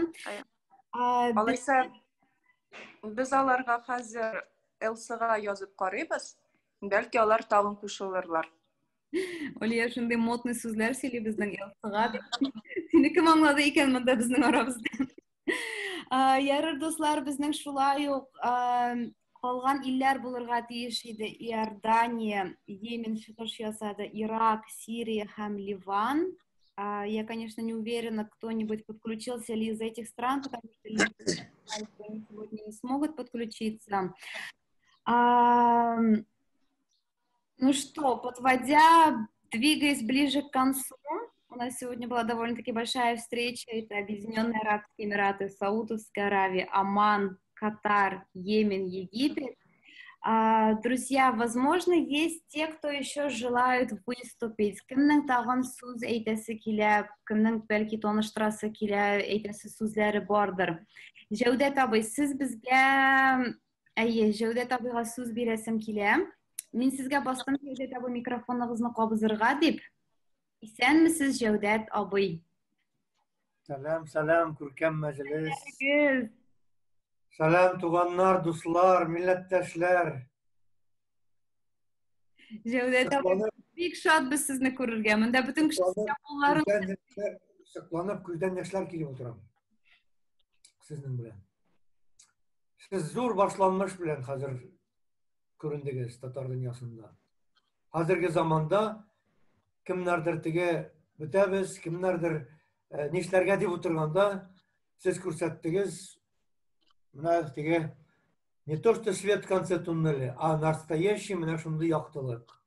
Менә иманым Камил, һәр нәрсә беренче адымнан башлана, һәр нәрсә зур учак бер чаткыдан башлана. Менә бу инде чаткы гына да түгел. Бу инде учак. Моның яктылыгы инде хәзер бөтен дөньяга күренәчәк. Менә бик зур рәхмәт башлаучыларга. Персонал күчеп тормыйм берәм, чөнки күбегезне беләм, күбегез белән бик якыннар, танышлар, бергә күп эшләр эшләгән кешеләр без бергәләп. Бик зур рәхмәт бергә кунак итеп чакыруыгыз өчен. Безнең татарда бит бар, кунак булсаң тыйнак бул дип. Шуңа күрә мин хәтта теге кунак икәнен танытып җибәрәм кайсы вакытта. Менә бергә сезнең белән утырган кебек, әмма күрәм нинди зур берләшәсез, матур берләшәсез. Күз алдында теге әлегә кадәр безнең клубта бит Австралия татарлары, Фин татарлары дибез, Америка татарлары, менә шулай күмәкләшеп, хәтта гасырлар буе дигән кебек бар шунда безнең оешмалар, татар дөньясы кайнавы җир шарында. Менә шундый ниндидер зур матур бер күренештә утырам кебек, мәҗлестә утырам кебек хис итәм. Менә шул сезнең иншалла башланмаш күренә дәвамлы булыр. Татарлар бергә булып дөнья буйлап. Әмма сезгә дә шундый менә шул берлек телим. Күренеп тора сездә зур потенциал, зур мөмкинлекләр һәм үзе ниндидер инсайтлар килә тора башка. Менә Марат Илшатович дип әйтик, чөнки Маратлар да күп. Илшатовичлар да бер генә түгел. Бик шат. Менә бу күренеш учактан чатка инде Мисыр якларына да күчә дигән алар инде шундый фикергә килделәр күз алдында. Менә бик зур рәхмәт әйе. Әлфия, сиңа күптән күреп торам, ничек син актив гомумән челтәрләрдә тырышасың. Һәм бик зур рәхмәтле мине кунак итеп менә инициатива күрсәтеп чакырган өчен дусларым, минем Нияз белән Алиягә һичшиксез. Менә күренеп тора башында ук аның дөрес башлануы дәүләт белән бергә. Менә нинди матур телләрнең кушылып бергә башлану. Теге дини якларында бергә катнаштырып. Менә Тимур Илшатовичның сүзләре минем дөрестән дә күңелемә хуш килде. Бу дөрес башланмыш һәм аның киләчәге булыр. Тагын бер шунда теге нигез дип әйтеп була бу әйберләрне. Без татарлар үзебезне беләбез, үзебез горурланабыз. Без үзебез теге күптән торган. Безне теге 40-50-гә бүлеп аташсалар да, күрсәтәләр безне ишек иттереп 40-50-дән бер кемсендер шыбыркыга, кемсендер теге аркан иттереп, матур иттереп, бер арканга берләшкән бер милләт икәнебезне күрсәтә. Без шуның белән ник. Без күптән торган, менә 45-тән торган кебек. Менә шул әйберне мин күрәм бүгенге очрашуда. Ярар, сез кыска сөйләдегез, мин аңа бик шат. Кыска иттереп, фикерегезне биреп, башкаларга вакыт бирдегез, мин дә озын итеп сөйләп булыр иде. Мин әйтәсем килә, сезне чакырам Сәләтнең проектларына. Ягъни бу сезнең башланмышны тагын ничек дәвам иттерергә, көчлерәк итәргә мөмкин икән дип утырам, уйлап үземдә ничек катнаша алам икән дип. Менә мин сезнең мәҗлестә генә түгел, инде алга таба активлыкта да мин теләр идем шул сәләт дөньясы белән бергә катнашырга, Татарстанда үткәрелә торган, башка төбәкләрдә үткәрелә торган сәләтнең лагерь аланнарында, сезнең балаларыгызны, үзегезне күрергә һәм күбрәк биләрдә безнең күбегез беләсездер, salat.biz дигән сайтка керсәгез, күрерсез сәләт дөньясында нәрсәләр барганын ел әйләнәсендә. Килегез җәй буе анда төрле форумнар, меңләгән татар балалары катнашкан форумнар. Шунда балаларыгызны җибәрегез, үзегез килегез һәм безнең Аккышлар дигән проектыбыз да бар. Бу безнең президентыбыз Рөстәм Нургалиевичнең хуплауы белән, поддержкасы белән үткәрелә торган. Без һәр елны нәлгә кадәр ул теге коронавирусны әзрәк туктатты безне. Үткәрелә торган шундай чарабыз төрле илләрдән дәүләт Татарстан исәбенә балалар чакырыла, юллары да анда Татарстанда булуы да Татарстан дәүләте исәбенә иде ул. Алга таба ул дәвам итәчәк. Белеп торыгыз, монда шундый чара һәм әле бер 4-5 ел элек шул президентыбыз гарәп илләрендә булган вакытта, бу Эмиратта иде ул вакытта, һәм анда сәләтне дә монда булдырырга дигән сүз дә булган иде. Хәтта аның өчен финанс та бүленгән иде. Ул вакытта менә мондай активлык юк иде. Мин дә аны бик аңламадым ул вакытта. Ничә инде без монда теге башка җирләрдә актив эшләргә бик кирәк вакытта ул араб илләреннән инде берән-саран гына татарлар булган җирдә барып сәләтне үткәрүне мин ничектер теге үзем дә сәеррәк күргәнмен ул вакытта. Хәзер күрәм, менә аның вакыты бәлки илгәргәндер. Әйдәгез, мин монда сезне чакырам, бәлки без үз ягыбыздан, сәләт ягыннан менә бу активлыкны күрсәтергә әзер. Һәм безнең дәүләт ягында да әйткәнемчә, ул әйбер әле ул протокол бәлки ябылмагандыр. Протоколга кергән иде ул вакытта. Тимур Ишач, Марат Ишач, сез дәүләт кешеләре буларак, без актив буларак, персональ гына түгел, хәзер без бөтенебез монда шәхсән буларак, шәхес буларак бу әйбердә теге ничек әйтергә кирәк, ил төкерсә күл була. Шулай иткән вакытта ул активны башларга без әзер активлыкны аланнар үткәрергә, бергәләп балалар өчен җыелып, татар телләрен шунда өйрәнергә, башка телләрен дә шунда өйрәнергә кирәк булса. Менә шундай нотада дип әйтергә кирәк инде сүземне тәмамлар идем. Шундай теге мөмкинлекләр турында әйтеп, рәхмәт әйтәм тагын бер мәртәбә чакыруыгыз өчен, кунак итеп. Рәхмәт, сәламлыйм монда катнашкан Артур белән Сәйдәне дә, бик матур җыр белән, саксофон белән, һәм әле күренеп торды Гүзәл Беләфәнисның баласы теге безне барабанда уйнап сәламләде. Нияз белән Алиянең кызларын матур иттереп җырлап күрсәттеләр. Матур күренеш. Рөхсәт итсәгез, мин дә бер шигырь белән тәмамлыйм. Әлбәттә. Сезнең алда шигырьне. Хәзер күзлек. Панида Вишел шулай туры килде. Үзем турында әйткәндә, мин Җәүдәт абый, Әдип Әлмир Җәүдәт Шәүкәт улы Сөләйманов. Эшләвемне туктатмадым, 5 ел монда булса да, аның сәбәпләре булып. Без Венера апагыз белән хәзер монда бераз утырдык, күренде, яшибез. Безнең балалар Казанда, Тимур, Диләрә семьялары белән, безнең улыбыз, кызыбыз, анда 5 аныгыбыз матур иттереп, шулай бик сагынып яшибез. Сез мине аңлыйсыз инде. Үзегез дә шундай теге сагынып яшәп. Менә шул мәҗлестә утырган вакытта мин ничектер Казаныбызда бергә утырабыз кебек бер җирдә. Менә нинди ул технологияләрнең һәм безнең шуңа тиз күнегүебездер инде. Бу татарларның тагы бер сыйфаты. Менә без ничек иттереп, матур иттереп берләшә алабыз. Бу мөмкинлекне иншалла алга таба да ычкындырмабыз.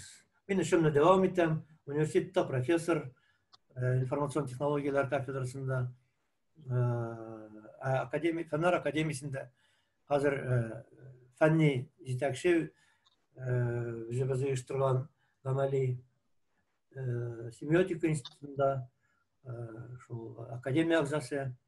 Һәм хәзер инде быелдан үзем анда директор булдым, шуны оештырып күп еллар. Елдан менә яшьләргә юлны бирдек.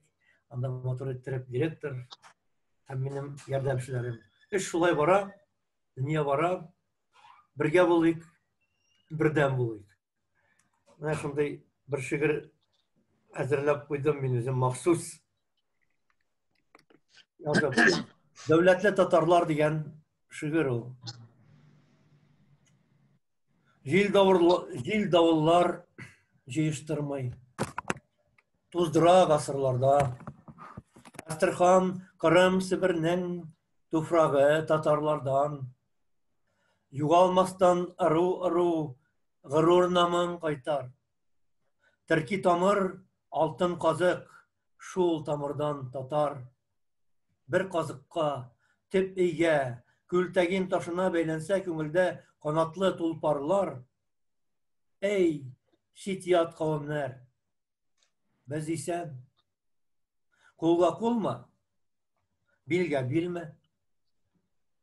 Без риза, без әзер, без күктүрк төрк әммәте, дәүләтле татарлар, дәүләтле татарлар. Рәхмәт сезгә барыгызга да. Җыелган өчен, чакырган өчен. Исән сау булыйк. Бергә булыйк. Рәхмәт, бик зур Җәүдәт абый, чынлап та искиткеч мизгелләр. Бик зур рәхмәт сезгә Җәүдәт абый кушылганыгыз өчен. Чынлап та без сезне бик нык ихтирам итәбез. Әлбәттә, мәсәлән, Нияз белән Олиягә килгәндә без Сәләт аша таныштык. Без Сәләтнең биләр лагерьларында булдык, без анда эшләдек, без бер-беребез белән таныштык. Шулай ук без Сәләтнең Прага мәктәбендә дә булдык. Әлбәттә, алга таба киләчәктә Сәләтнең Дубайда ниндидер мәктәбе, ниндидер проекты була калса, мин риза. Әлбәттә, безнең активлар бар, безнең тагын башка татар активлары, яшьләре бар. Алла бирсә, барысы да тормышка ашыр дип калабыз.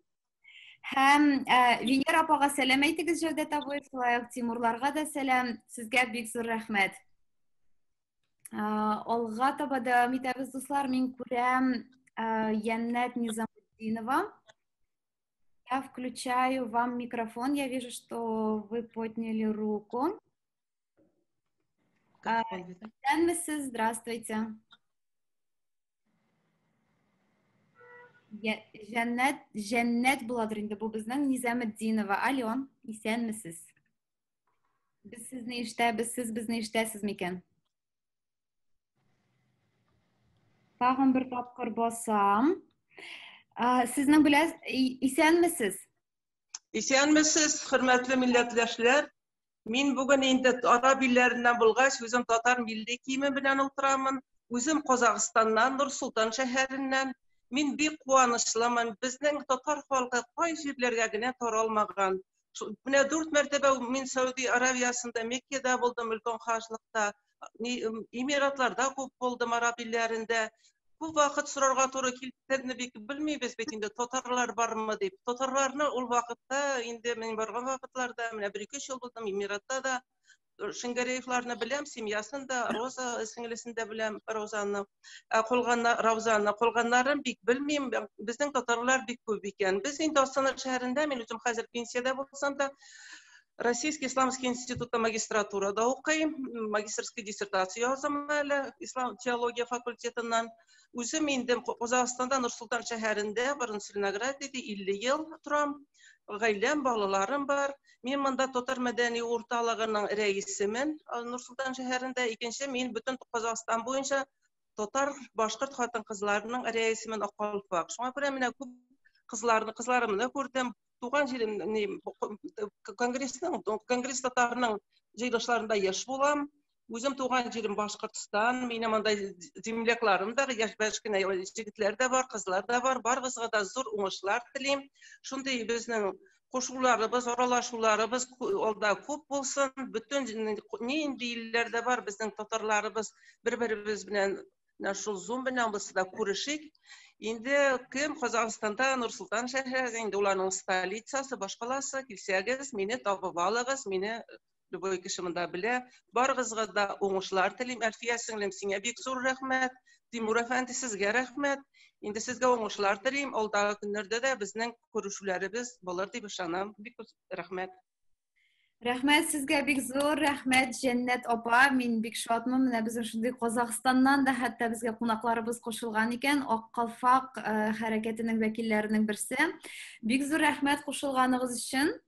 Дуслар, безнең монда соңга калып кушылучылар бар. Бәлки аларның арасында тагын үзләре белән таныштырып, сөйләп китергә теләүчеләр бардыр. Юлия Аль-Хали, есть ли у вас желание выступить, присоединиться? Я вижу, вы поздно к нам присоединились. Возможно, еще есть желающие, кто хотят выступить. Пользуйтесь, пожалуйста, функцией поднять руку или напишите мне в чат. Рушана дигән бер кызны беләм, ул күптән түгел кушылды безнең төркемгә. Рушана, возможно, ты хочешь тоже о себе немного рассказать. София. Юлдаш абый Ягафаров. Юлдаш абый, бәлки сез үзегез белән таныштырып китерсез. Сез кайда яшисез? Сезгә сүз биреп китсәкче. Юлдаш абый Ягафаров. Сез безнең белән микән? Да, здравствуйте. Ой, здравствуйте. Где вы сейчас? Я помню, мы знакомились в Казани. Где вы сейчас живете? Расскажите о себе. Мы сейчас в Каире. Мен инде русча гына сөйләп китермен, яме. Пожалуйста. Бөтенесенә дә аңлашылыр булам. Я в Каире с семьей. У меня жена, 2 детей. Я специалист по строительству метро в плане IT. Ну вот, в принципе, и все. Как давно вы живете в Египте? 2 года и 3 месяца уже. Очень рада, что мы с вами вот так вот увиделись. Я помню, мы, наверное, знакомились в Казани лет 10 назад, когда я еще работала Ильдару Абый Ягафаров на компании Сында. Я очень рада, что вы тоже на нашей встрече. Дуслар, Алга таба, кто еще желающий? Вильдан. Вот безнең Абу-Дабида яшәүче тагын татарлар бар. Кстати, про вашу компанию, Вильдан, я нажимаю кнопку. Про ТГТ очень много рассказывали, и Нияз, и Самана. Расскажи Абу-Даби татарлары турында. Һәм үзең турында. Исәнмесез, саумысыз. Минем исемем Вильдан. Хәзер Абу-Дабида торам, Берләшкән Араб Эмиратларда. Мин үзем хәзер татарча, русча, инглизчә, чувашча әйтермен. Чувашча особенно. Чувашча, да, минем самый яраткан телем. Мин үзем Эмиратларда торам уже 6 жыл, почти кышкыны 6 жыл була. Әйе, монда минем коллеглар бар, Нияз, Наилны күрдем. Шамил. Кем? Шамил түгел микән? Белмим. Компания без бик зур, Шамил да була. Булуы ихтимал. Әйе, менә Гүзәл белән очрашкан идек. Әйе, менә Абу-Даби татарларыннан Гүзәлне беләм, Альфияны беләм. Аделина бар иде, ул да шулай Абу-Дабида очрашуда бар иде, ләкин Аделина чыкты һәм алар Дубайга күченгәннәр диде. Да, все больше беркемне дә белмим. Үзеңнең эшең турында син кем булып эшлисең, нәрсә белән шөгыльләнәсең? Мин инженер, I'm an engineer. Безнең компания, ул нефтесервис компаниясы, и без эшлибез нефтяникларга.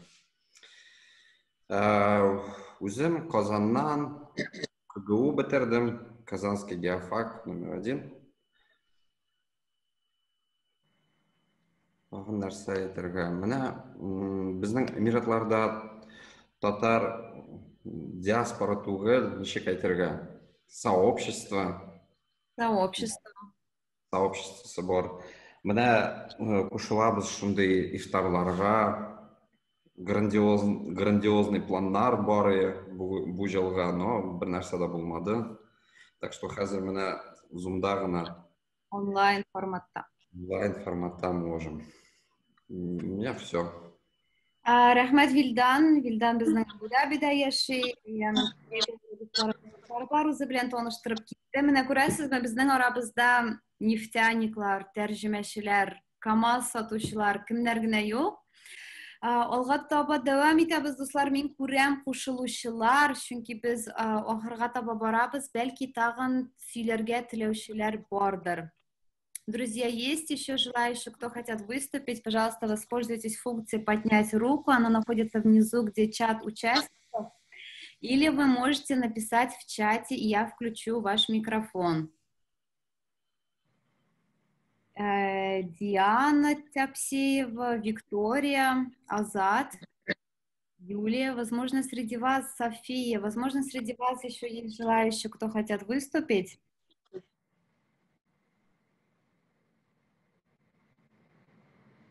Һәм тагын, дуслар, сөйләргә теләүчеләр бик булмаса, Тимур Ишатович, йомгакларга мин сүзне сезгә бирәм.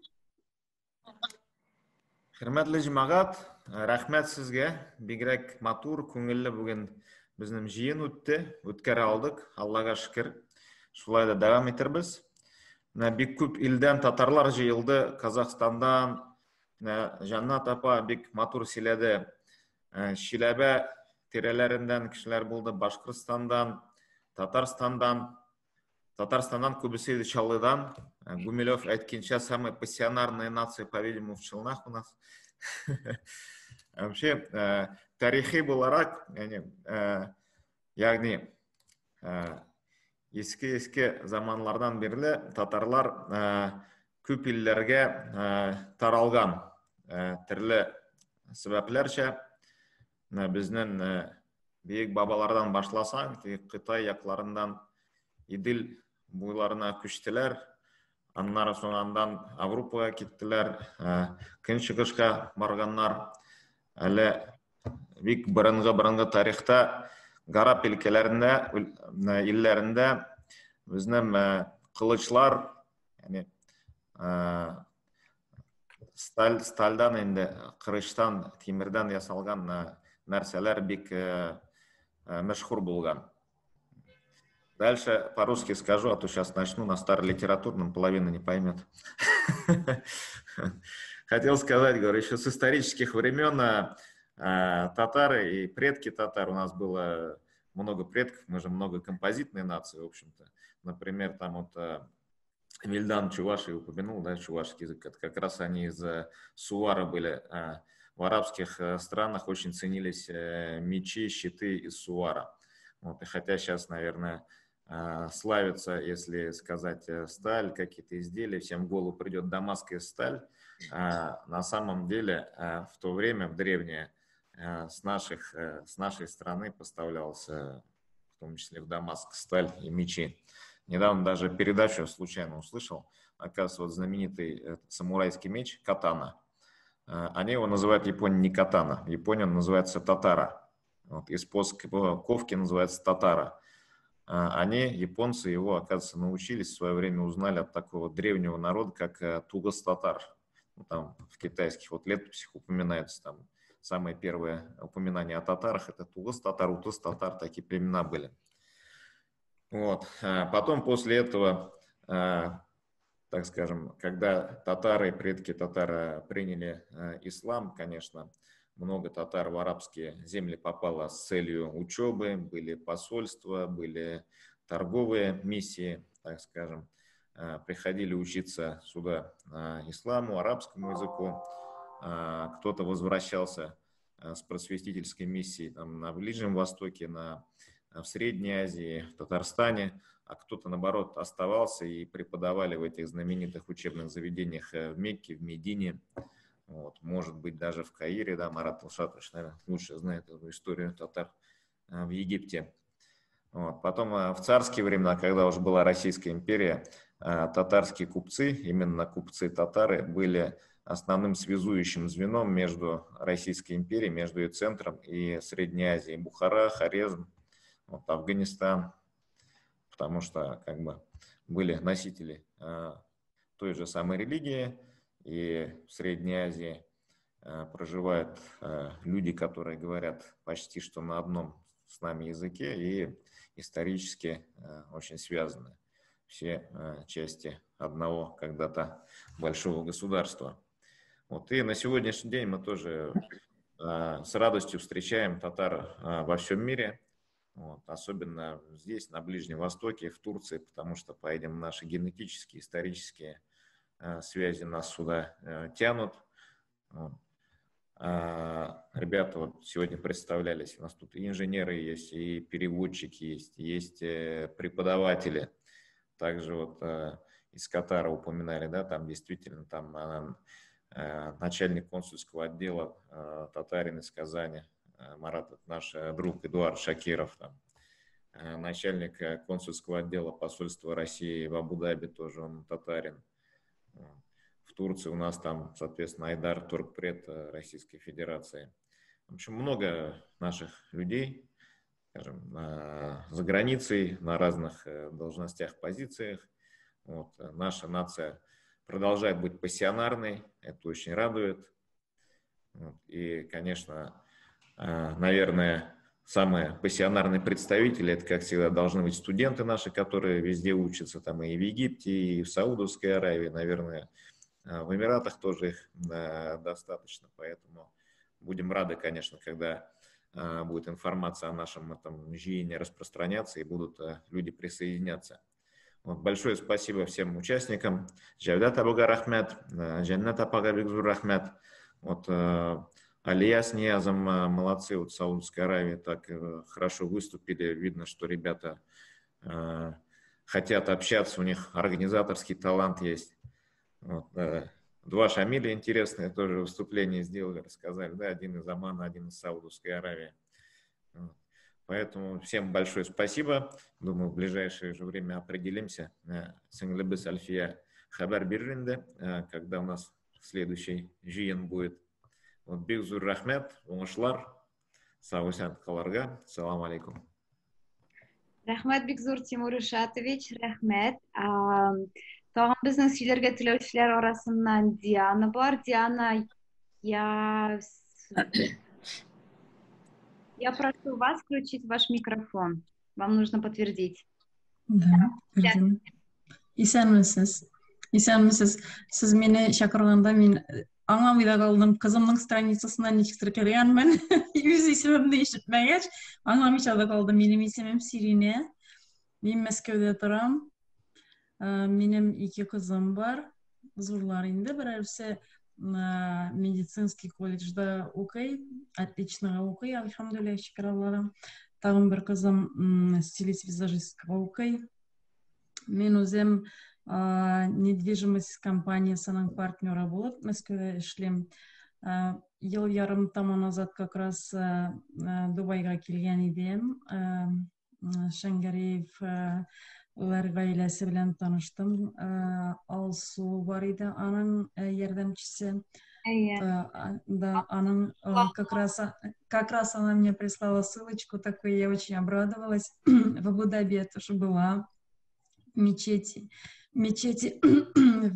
ездили как раз на экскурсию. Пока мы там молились, нас в автобусе заждались, на нас очень долго потом ругались, потому что на 15 минут задержали. Вот. Было большое желание даже приехать в области недвижимости поработать там в Дубае, где-нибудь там в Арабских Эмиратах. Но в силу некоторых обстоятельств это не очень у нас получилось. Надеемся, может быть,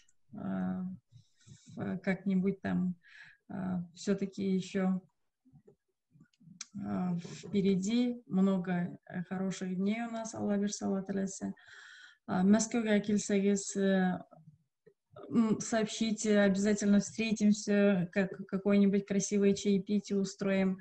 Я очень люблю Арабские Эмираты, очень люблю Дубай и мечтаю поехать туда поработать. Ну, алдағы күндерде міне вируслар ишеклерін бикләделәр. Но я думаю, что обязательно все будет у нас хорошо. Я очень рада. Спасибо вам огромное всем за то, что Альфия Сызга за то, что пригласили. Всех с удовольствием выслушала. Обязательно буду участвовать. Если, может быть, какие-нибудь будут предложения от российских, потому что я так поняла, что с Москвы или там башка жерлерден кишлер юкма. Все только арабские страны получаются. Biz bu şunu şulay işledik, mında Garap illerindeki татарларның танышуы дип. Шуңа күрә рәхмәт бик зур сезгә дә кушылганыгыз өчен. Мәскәүләр белән дә шулай хәбәрдар булыйк. Рәхмәт сезгә бик зур. Сезгә бик зур рәхмәт. Бик зур рәхмәт. Дуслар, әкренләп кичәнең безнең очрашуның ахырына кадәр килеп җиттек. Соңгы минутлар дип әйтәсем килә.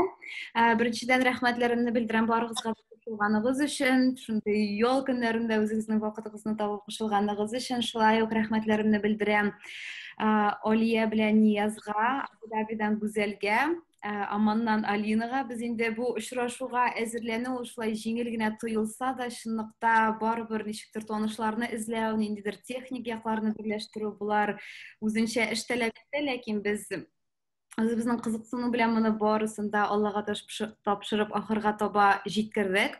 Шулай ук бик зур рәхмәт Тимур Иршатовичка, безнең Татарстан Республикасының рәсми вәкаләтенә, Египеттан Марат Илшатович, сезгә бик зур рәхмәтләремне белдерәм. Җәүдәт абый, сезгә бик зур рәхмәт безгә кушылганыгыз өчен. Һәм әлбәттә барлык катнашучыларына, Сәйдәгә, Артурга рәхмәт. Хәзер инде йомгаклар өчен сүзне бирәм Артурга. Безгә сүз әйтеп, музыкаль композиция белән без йомгакларбыз. Артур? Мин дә шулай Альфия, сиңа зур рәхмәт әйтәсем килә. Бик күңелле булды. Киләчәктә дә шулай аралашырга язсын. Тимур әфәндегә зур рәхмәт.